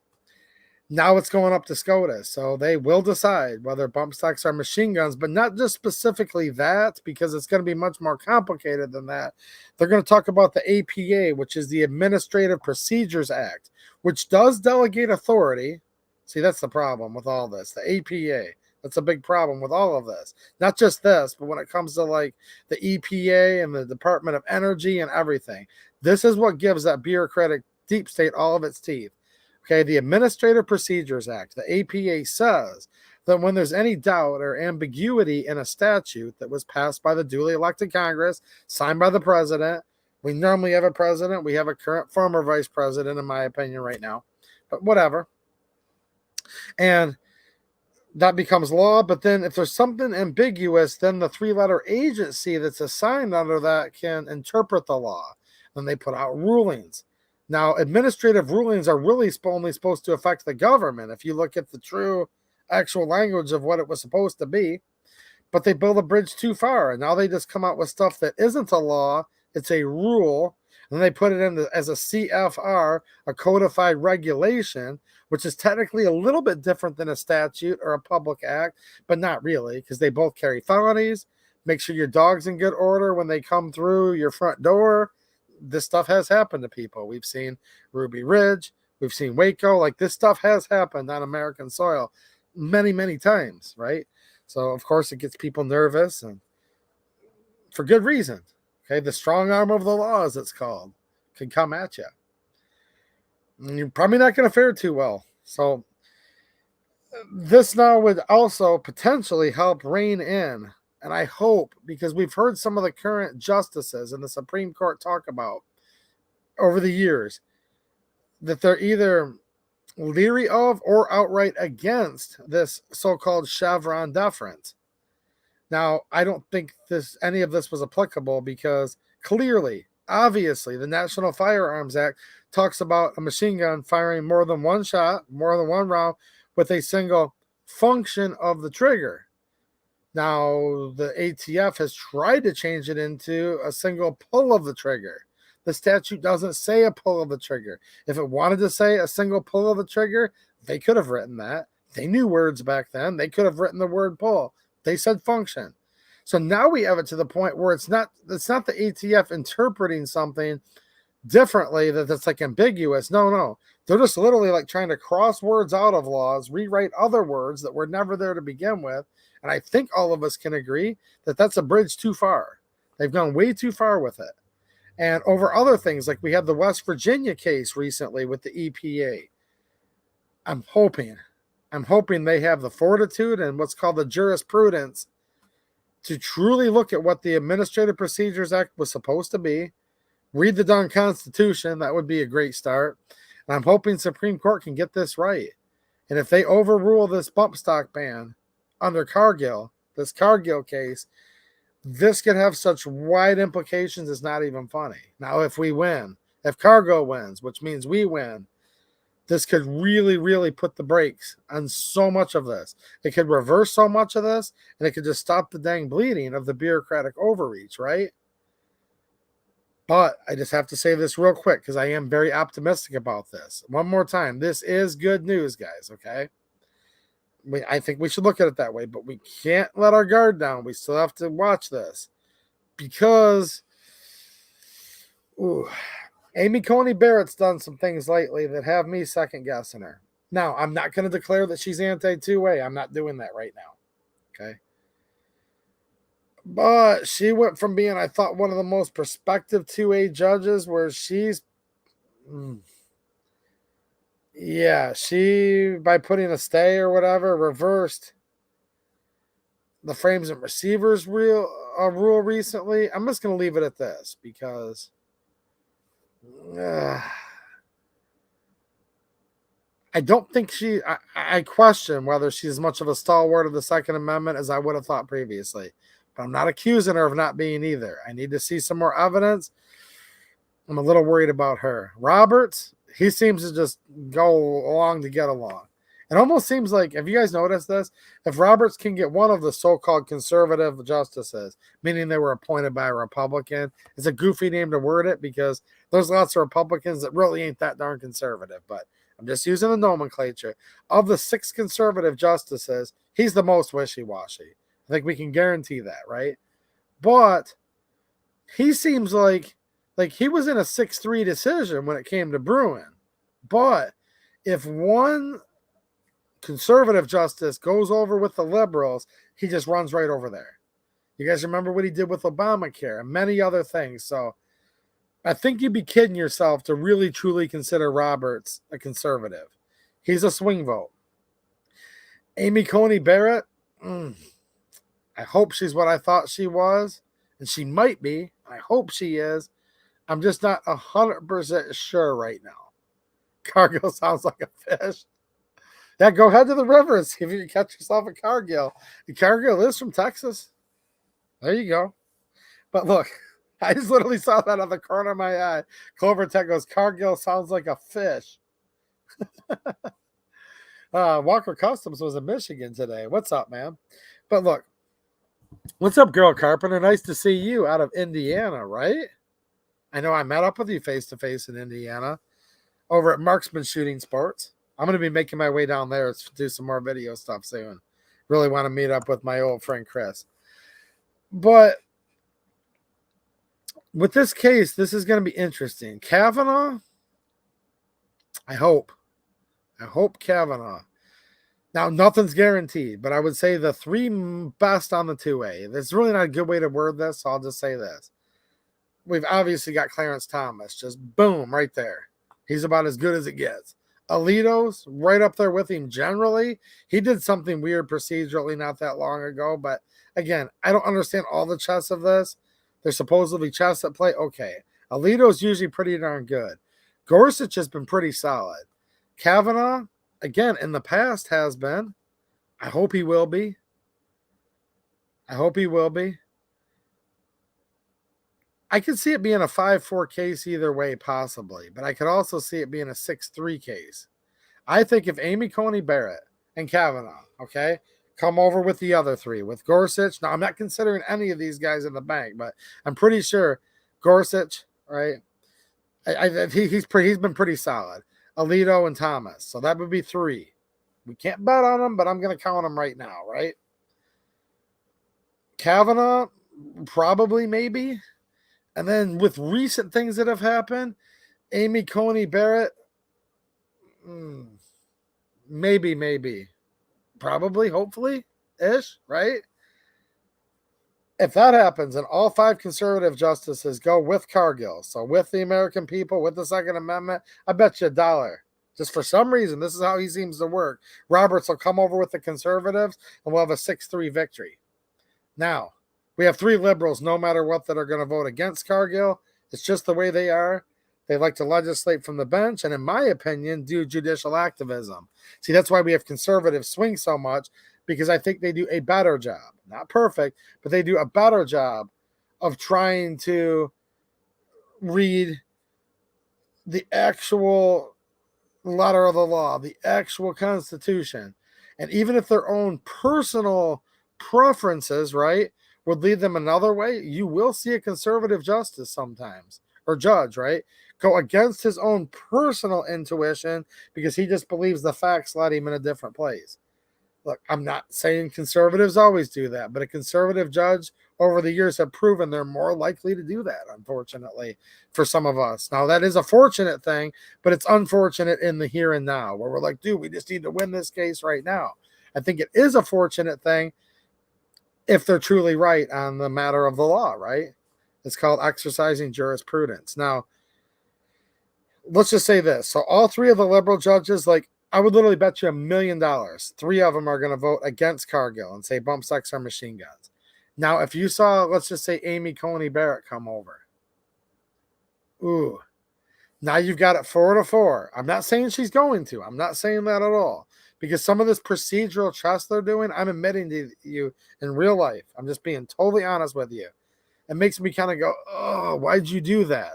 But there is procedural things they have to do to make it where as it goes all the way up through the system, it makes it where it's more of a bona fide case, and it's less likely it can be lost on the lower level appeals. So I'm smart enough to know there's reasons they do things, but it still bums me out on the surface, right? I think you guys know what I'm talking about. But let's just say her. I'm not picking on her or Kavanaugh. If either one of them were to come over with the liberals on this, which I don't think will happen, I think this is great news, but if it did, then I would say Roberts almost for sure, boom, swings over to the left, and it becomes a 5-4 loss. I hope you guys didn't find that too boring, but I found I was starting to bore myself, so I'll stop. I think this is good news, though. I think there's certainly a higher probability than not that we'll say this one more time, it's Cargill, but he's on the home team. I think we could win a big Supreme Court case coming up here.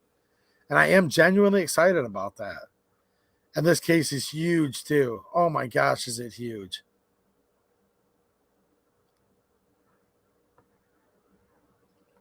All right. I just saw a couple more things got started over here. Hutchin Gibbous with a $10 super chat. Thanks, man. I appreciate it, dude. He says Trump is not God. And I would agree wholeheartedly. I've never worshipped him.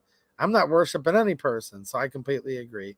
Look, I've got a lot of Trump fans in the house. Shout out to the Trump fans. I might have a Biden fan in the house. Probably not, but if I do, shout out to you. You know, I genuinely mean it when I say this. We can still be friends. But I'm going to call these SOBs out when I want to. because I don't worship any of them, really. I don't like to be a contrarian. It's actually hard for a guy like me and for a guy like a lot of you. I believe in voting. I believe in the system. I believe in all of that. The only thing that's keeping me motivated right now, to be honest with you, is I'm focusing on local. Because I'm noticing I can actually talk to these people. I can talk to them in real life. If they're pulling some BS, it's a lot easier for me to see it, right? When I'm talking to you or watching you a little closer. When you're doing good, I can be there and have their back for being good, right? So I don't know, man. A lot frustrates me with all of this. I look through all these candidates that are running for president right now, and it's like, geez, oh, Pete, man. Ugh. Like, I guarantee you there's probably dozens of people in this chat right now which would do a better job. And I mean that. If we literally had a guy that got in there and did nothing for 4 years, we might be better off at this point. Stuff just needs to slow down, and we need just to get back to our roots. That's me. When I say I'm a conservative, that's what I mean, man. I want it to be old school. 1789, great year. 1788, 1791. I love those documents from that era, and just leave me the heck alone. Literally, I would give anything if I could just get someone in office, and the only thing they pledged is, if you elect me, I'll leave you the heck alone. Now, at this point in time, they need to start repealing some restrictions, obviously, but repeal restrictions? Whew. I'll never worship any person, obviously, but if you're going to remove restrictions, 100%. Even if someone would just leave me alone, though, it'd be better than anything else I see, right? I think some of you know what I'm trying to say.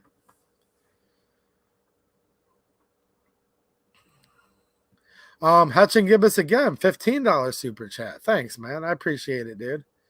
He says, almost all Americans, he puts it in quote, almost Americans, I'm sorry, I don't want to butcher that. Almost Americans want anymore is their 401ks, their Social Security, their iPhones, their Netflix, their NFLs, NBAs, and their 10% off that brass plated made in China towel rack from Bed Bath and Beyond.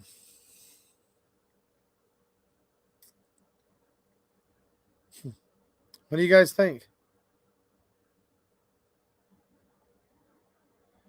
I mean, it's pretty simple on its face what he just said, but it's actually quite profound.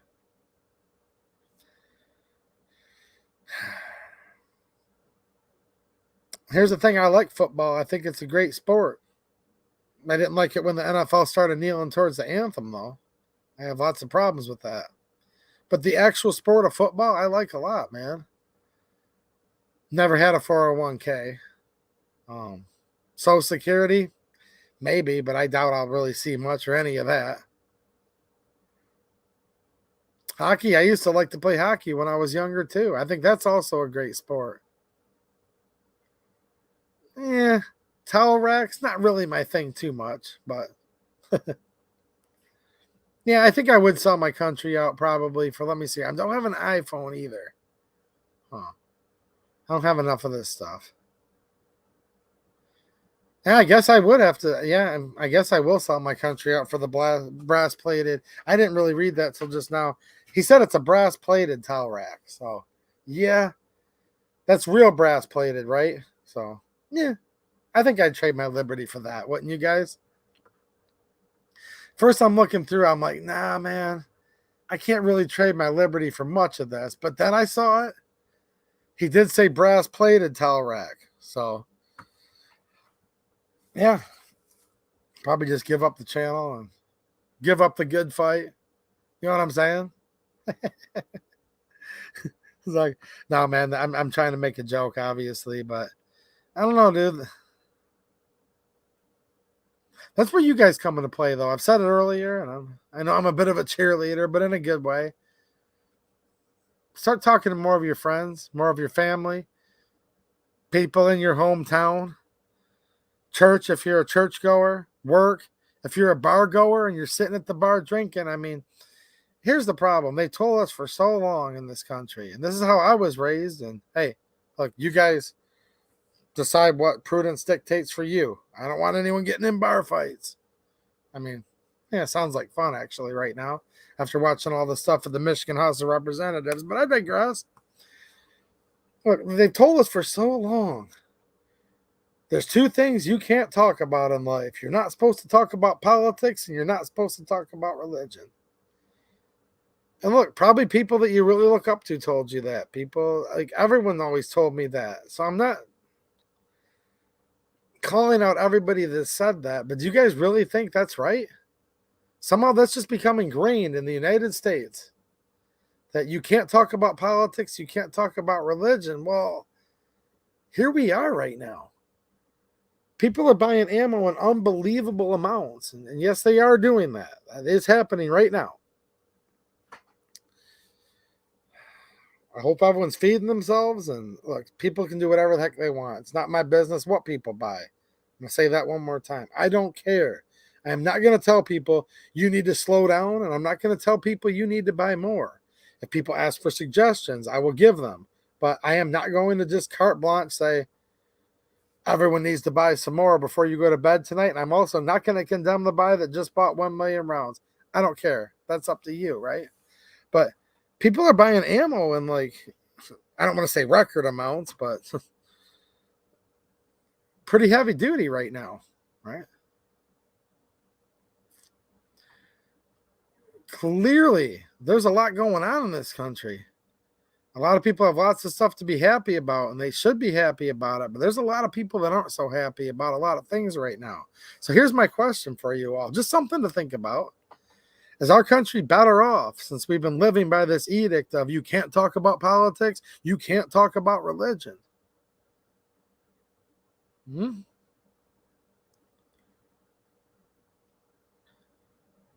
Why can't you talk about politics? Think about it.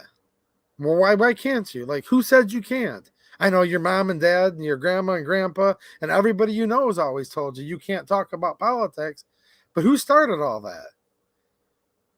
Was it maybe the politicians? Was it maybe pop culture? Was it the news, the government? And I just repeated myself. It's pretty obvious at this point. These are two heads, right, of the same Hydra.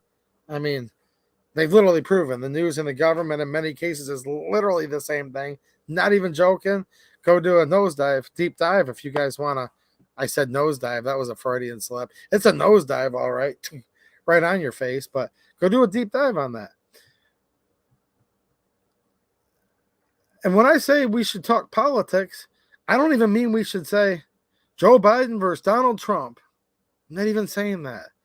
Chris Christie versus Gavin Newsom. Now, you can talk about that. Why not? In a country that was founded on the freedom of speech, why can't you talk? You should be able to talk about that if you want. But I'm not even just suggesting that.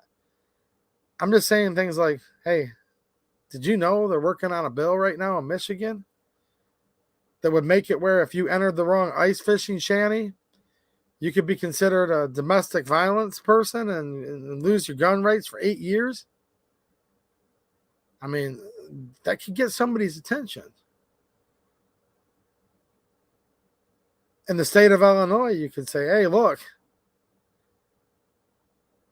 did you know you can only have a 10-round magazine? What? Excuse me? Yeah, it's true.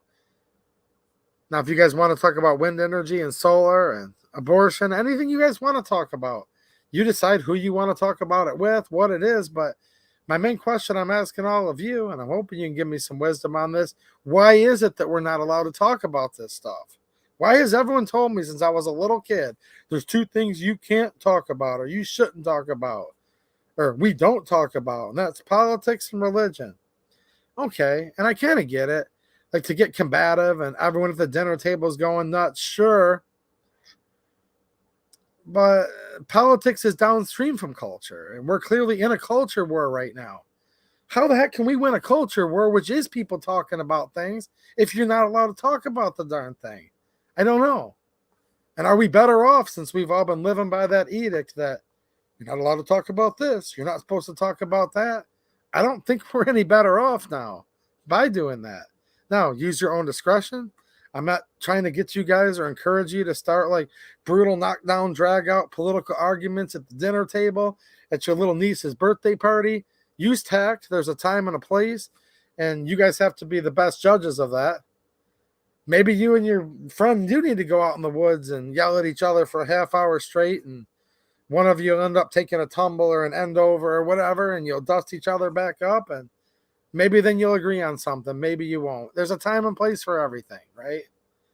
Don't start a big scene at your 3-year-old niece's birthday party tomorrow morning. I'm not suggesting that, but I do want us to question or at least think about, why is it that we're not supposed to talk about this stuff? Why are we not allowed to talk about it? I don't know, man. There we go. RPM, Rockville Precision Munitions, with a $20 super chat. Thanks so much, man. And dude, I've been working all day today. I was literally shoveling egg rock earlier, moving it from one place over to somebody's deck, under their deck, and then cutting lawns till dark, and then got over here and put on my cleanest dirty shirt. Lyrics from an old Johnny Cash song for those of you. But put on my cleanest dirty shirt and got on here to be fashionable for all of you. But my wife told me that there is a nice surprise at the house that will be at the hangout tomorrow. So some of you guys tomorrow will be able to try out some of the RPM ammunition. I'm really excited about it. You're a really cool dude. It was awesome talking to you on the phone. And this is the guy I was saying earlier that was offering me a little bit of insider info on some stuff. So maybe we can get together in the next week after my hangout. So some of you guys are going to get to try some of his ammo out tomorrow. And then I'm going to stow a little bit of it away, not for myself. It's all for the channel, but so I can do a little bit of, like, in a quiet place when I'm by myself, review some of his ammo for you guys, because I love supporting small businesses. Shout out to Middle Tennessee. And yeah, I can't say too much more than that here because we're on YouTube, but I will make it clear on locals and other places where you can definitely check those guys out.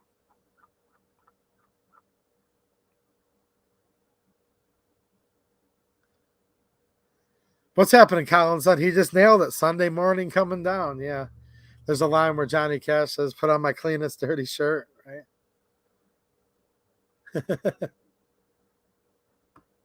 Oh, this is the question I get the most. Thank you for giving me the opportunity, good sir. They ask me this every day. You guys are getting ready for this? Get ready. He says, 2A EDU.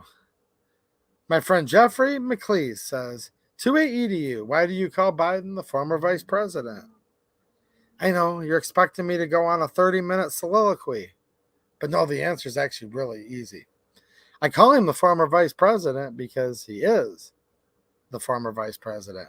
So there you go. I love it when I get the opportunity to answer that question. It's actually the most popular question I get. But here's the kicker. The only thing more popular than the question is the answer. The answer is even more popular. Right? Who likes the answer? Let me know in the chat. Is the question the part you guys look forward to the most every stream? Or is it the answer you look forward to the most, right? I'm going to take a look at the chat real quick here. I'm going to jump off in just a minute. Shout out to Monroe, Michigan. Being a Monroe County resident myself, super big shout out to Monroe, Michigan. County commissioners in Monroe, Michigan, who's your favorite one? When it comes to the Second Amendment, they're all right, actually. I would say the ones I go back the furthest with, so I kind of would say I like the most, is a lady named Dawn Asper. She's a county commissioner in Monroe County. She's probably my favorite. I also like Greg Moore Jr. Greg Moore Jr. was actually the first person in the whole country to write a 2A sanctuary resolution. Like, he was right at the very beginning, at least in the state of Michigan. It might not have been the whole country. I might have misspoke. But in the state of Michigan. Now, another county or two passed it first, but I did a video, guys, literally, when I had like 200 subs. Greg Moore Jr., he's a county commissioner in Monroe County, invited me over to his house, and we sat there in his little den, rec room area, and we did a video together if you guys want to see some vintage 2A EDU. And yeah, man. So that's what I mean about local government. State, local, that's where stuff actually matters. And we got a lot accomplished on the county level in Monroe. And dude, like what goes around comes around, man. Like my friend, I think that's fair to say, my friend Dawn Asper, she's a county commissioner in Monroe County, Michigan. I know this sounds boring at first, but let's think about this, guys. This is what I'm talking about. I was there urging her with a lot of you, met some good friends. My friend threaded for my pleasure. I don't know if he's watching right now, but I'll be hanging out with him tomorrow at the hangout. He came from like across the state of Michigan to be at my local county meeting to try to help show support for our 2A sanctuary county resolution that got passed. So I met great friends along the way, man. And literally, like, I was there. We need to pass this. I was fighting hard. My friend Rick Nieper was there. My friend Rob was there. A lot of good people were there. And after they passed it, I said, all right, they stood for the Second Amendment. Now we need to have their back. And that same county commissioner from, 3.5 years ago,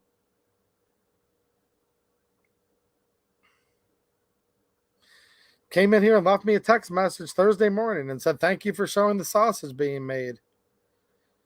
As I watched the flurry of bills being passed, I was reminded of Galatians 6:7. Be not deceived. God is not mocked. For whatsoever a man soweth, that shall he also reap. God bless you as you continue to bring the sunshine. I responded back to her and said, thank you, Dawn, and God bless you too. And I'm not going to share all of my conversations, but I've been encouraging her. She's been encouraging me, and that's called a win-win. That's why I'm saying try to find people. It's easy to get blackpilled and just say everything sucks. Everybody sucks. You know what I'm saying? And we can say that, and we need to say that. We have to call out all this evil and craziness, but how do you know whether you have a true fighter in your town and your county unless you actually get involved in them? Okay? I'm going to name a couple people in my local township. I'm going to say a guy named Chris Collins, who I've gotten to become good friends with. Another guy named Kyle Bryant. I'm giving you guys real names right now. Those are fighters that you need to support if you live in their township.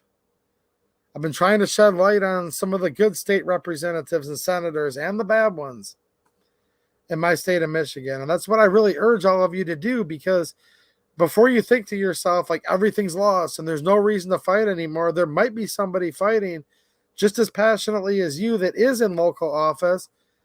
And you know what would be a big shame? If you're just sitting there all alone giving up, and they're over here all alone giving up, when if you guys could have just met. Maybe shaking hands is what it took. Maybe it was a hug is what it took. Maybe me being so sick and tired of being sick and tired that it's like you wake up after these stupid marathon sessions, and then a friend of mine who's also a county commissioner, a local politician, sent me an encouraging message with a Bible verse that did motivate me and help me get through the next day. Like, that's the kind of stuff that really matters a lot. And that's what I'm really trying to encourage you guys to do. So we don't just, we can't be happy-go-lucky and say nothing's wrong. Let me go buy only just watch the football game and just buy the Bed Bath & Beyond shower curtain and all that. Sure. And you can watch the football game. We need to do that stuff too, but you can't just do that and pretend nothing's wrong. Pretending nothing's wrong is kind of ignorant right now. There's clearly a lot wrong, but you also can't just sit there and be like, everything sucks so bad, I'm going to do nothing, because that might just be the reality that you're in.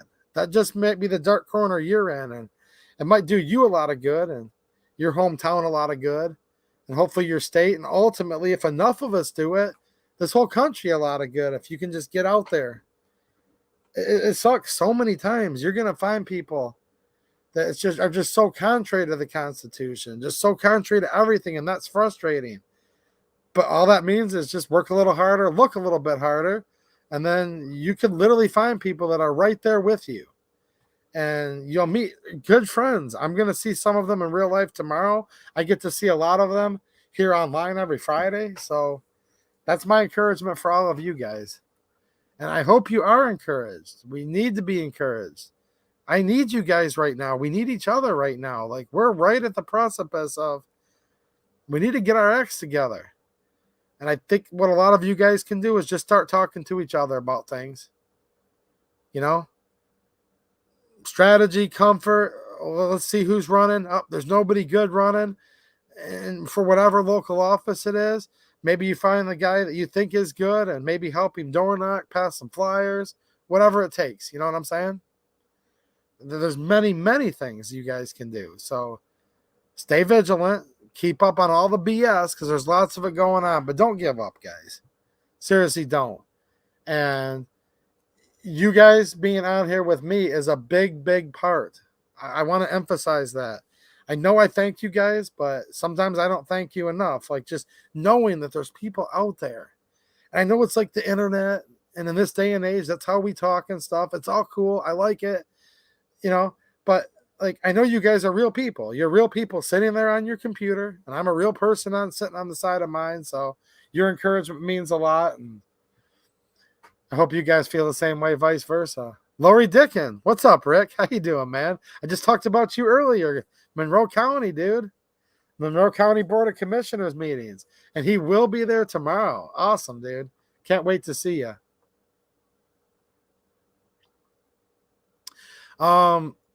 The hangout is in Livingston County. It was an invite hangout. And those of you that RSVP'd, I'm looking forward to seeing you guys. Clover Tech chiming in some truth here. He says, oh, those folks don't just sit and do nothing. They get online, complain. Okay, yep.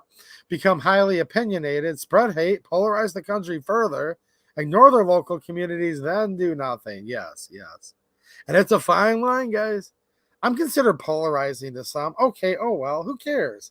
If somebody doesn't like my style, they just don't watch. That's the awesome thing about the internet. But I'm never trying to go over the line to be out and out polarizing. I just want to get some people off their butts and like actually out there doing things, because I promise you, if some of you guys, and I know a lot of you guys are, but you guys and then some of your friends and family who are just kind of being a little bit vanilla milk toast fence sitter, you know, maybe not doing what they could be, do it for yourself too. Okay? Like literally, there's stuff in it for you. I've met so many good people. Like my friend Rick Nieper. He's in the chat right now under an alias account, but that's who that was that chimed in under Lori Dickin. Due to Google reasons or whatever, he uses his wife's account, I think, or whatever, right? I don't know whose exact name that is.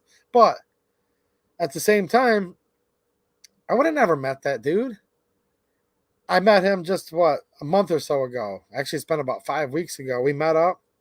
I was at a gas station getting gas after dark. He had just got done with his shift, being on duty, patrolling, whatever you want to call it. He was stopping to get gas. We're out in the parking lot for 2 hours talking. He's now a good friend. If I hadn't been getting involved and going to 2A sanctuary county meetings, okay, I just named 2 people, him and a guy named Ricky, who's going to be at the hangout tomorrow. Wouldn't know those people. And they're really cool people. So that's what's in it for you guys as well. Trust me. Thanks, QD. We are going to have some fun, and I am going to bring you guys along as much as I possibly can. If you guys are new to the channel, welcome. And there is a video of us shooting 1,000 rounds in 1 hour and 4 minutes through that PSA GF3 AK. Just go search for it on my channel. You should be able to find it if you guys want to see what I'm talking about. And we're going to try to do a part 2 of it tomorrow, and maybe even a part 3 if we can. We're going to see what it'll do. I just don't know. We're going to try out some of the 5.56 ammo from RPM. Nice to see you, man. I'll text you after it's over. I'm busy this weekend, obviously, but we'll text, and if you're willing and available, have you on the show. Let me come back here. I don't want to skip stuff. Randy Smith, member for 8 months. Was hoping to attend the hangout, but next year. Cool, man. I know some of you guys are coming for the first time. Some of you are coming again. Some of you couldn't come for reasons, but we'll figure it out. Gray Man with a super chat and a channel member. Nice to see you, man. He says, enjoy the hangout tomorrow. Well, thank you. He says, wish I could be there, but I'll be there in spirit. By the way, I'm moving to South Carolina within an hour's drive of Columbia. Hope to meet up with you when you visit PSA one of these days. That'd be awesome, dude. And the end of March, I mean, I'm pretty much already going to do it. I don't even think you can get the tickets yet, but I'm going to go to the PSA The Gathering event. You know that Clover Tech guy? I think he's left, so we're going to talk smack about him. Actually met him in real life at the gathering. Don't know if he's going to be there this year or not, but you can meet good people there. It's an awesome place. So maybe we can hang out at the next PSA The Gathering event, which is going on. You'll meet good people there. You might even run into Clover Attack there as well. Colin L with a super chat. Thanks, man. I appreciate it, dude. He says, do a video on that food. See how it is. No, I do plan on it. I'm just scrambling to get ready for this hangout tomorrow. One more time for anyone that just joined.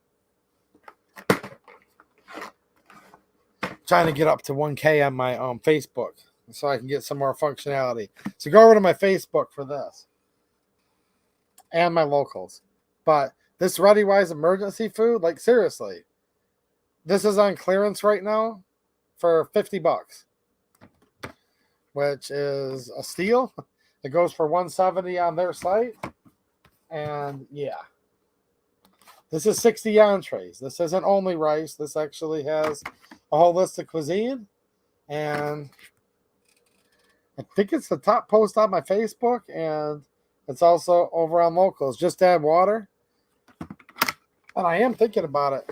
I want to get over there. I should stop telling you guys about this. I'm trying to hook you guys up with a good deal, which helps the channel a little bit, okay, if you use my link over there. A little bit. But the main reason is just to give you guys something to be happy about because ammo's like super inflated. So long-term storage food for super cheap got me excited. I wouldn't mind doing a review on it. I do want to keep some sealed. I don't know. It just depends where my money's at. I'd like to buy a couple more of these, to be honest, to keep it sealed up for my family for some long-term storage for the same reasons why some of you guys are thinking about it as well. But I could probably open it up and do a little review here soon of it to tell you guys how it tastes or whatever. I don't know. It's not a food review channel. I'd probably do that like over on locals because it just doesn't seem like a 2A EDU type of thing to review food, if you know what I mean. But yeah. But excellent deal.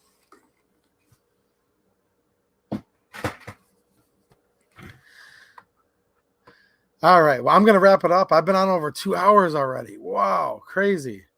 Like literally crazy.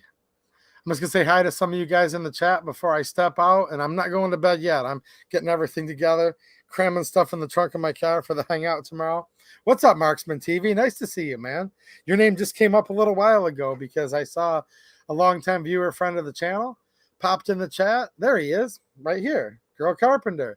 I was saying shout out to people. I'm like, shout out to Indiana, right? Because I met you face to face at Marksman Shooting Sports in Indiana, right?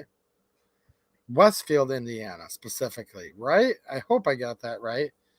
Geez, I haven't been there so long, I can't even find the place anymore. What do you guys think? Now, he's really busy right now, and he's short on help right now. Guess what, guys? I'm really busy right now. I'm also short on help right now. Like, we're both small business owners. We have many different problems, but we both have the same problem right now. Now, look, with that said, so it's not going to be tomorrow or anything, but let me know down in the chat. I can't find my way there anymore. It's been so long. I barely remember what Chris looks like. We're still really good friends, but don't even know if I recognize him. Don't even know if I can find the place. So with that said, would you guys like me to go down? We'll just say like this winter, right?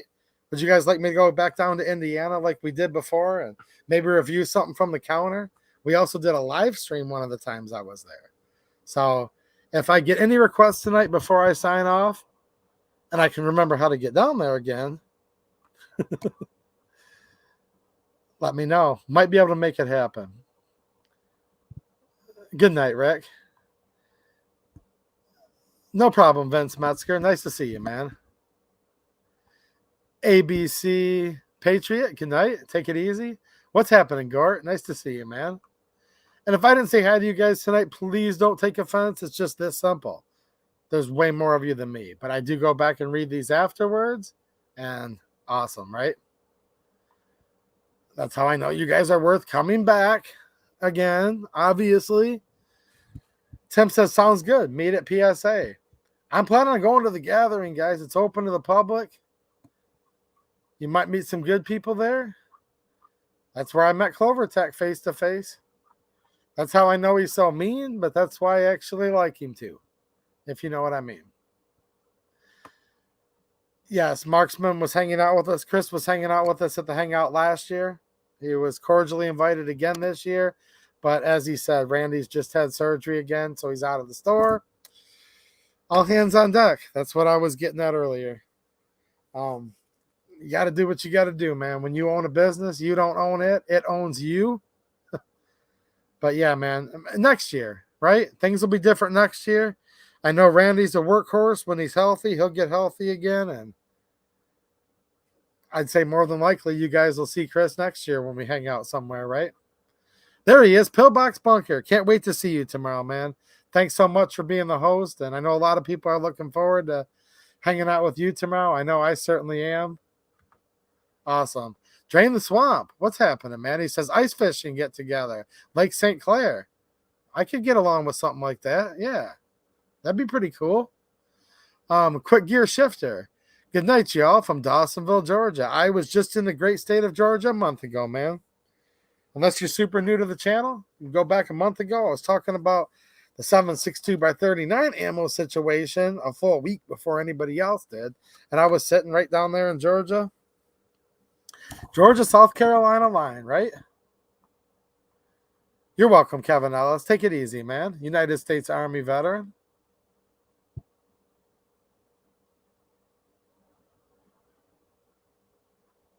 What's up, M. Gabriel? Hopefully you're okay, man.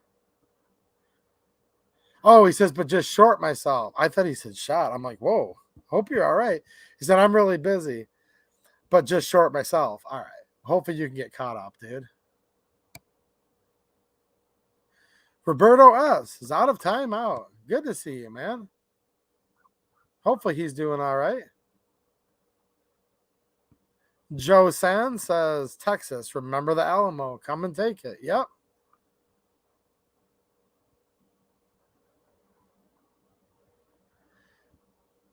OMG Rob, WTF says, thanks for the stream. I appreciate everything you do. Well, thanks, man. Good night, Ross. I will definitely look forward to seeing you tomorrow, man. Cool. Awesome.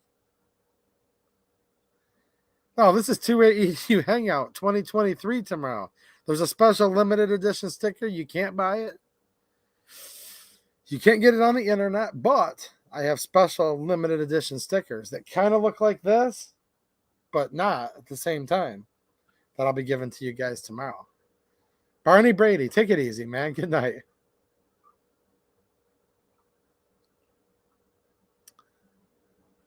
And one last thing, don't forget to hit those thumbs up buttons, because I talked about the current former vice president and Trump tonight. So if you know what I mean, those of you that are still here, we're still friends. So I could use the little assist, because I think it very rarely happens. But if I had to guess, maybe one person tonight, they didn't mean it. They're going to come take it back tomorrow, I assure you. But I think maybe one person might have left me a thumbs down tonight.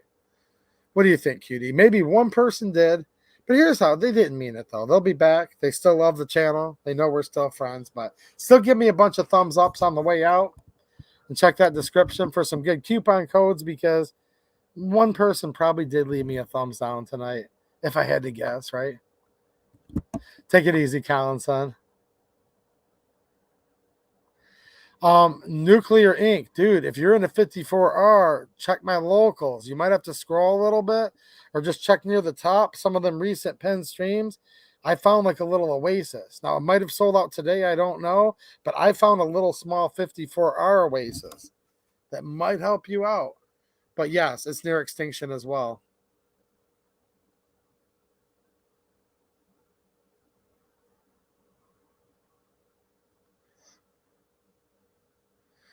And Robert Chase, I do not know of any lawsuits in Michigan right now. I keep hearing they have to completely go into effect before there can be lawsuits. I don't know, but that's why I've been up streaming late at night the last 2 nights. And I've done 50 Michigan videos in the last 6 months, because quite frankly, it seems like most people don't give a dang. Nobody's reporting on it. I see Great Lakes gun rights all over the place, and I basically don't see anybody else.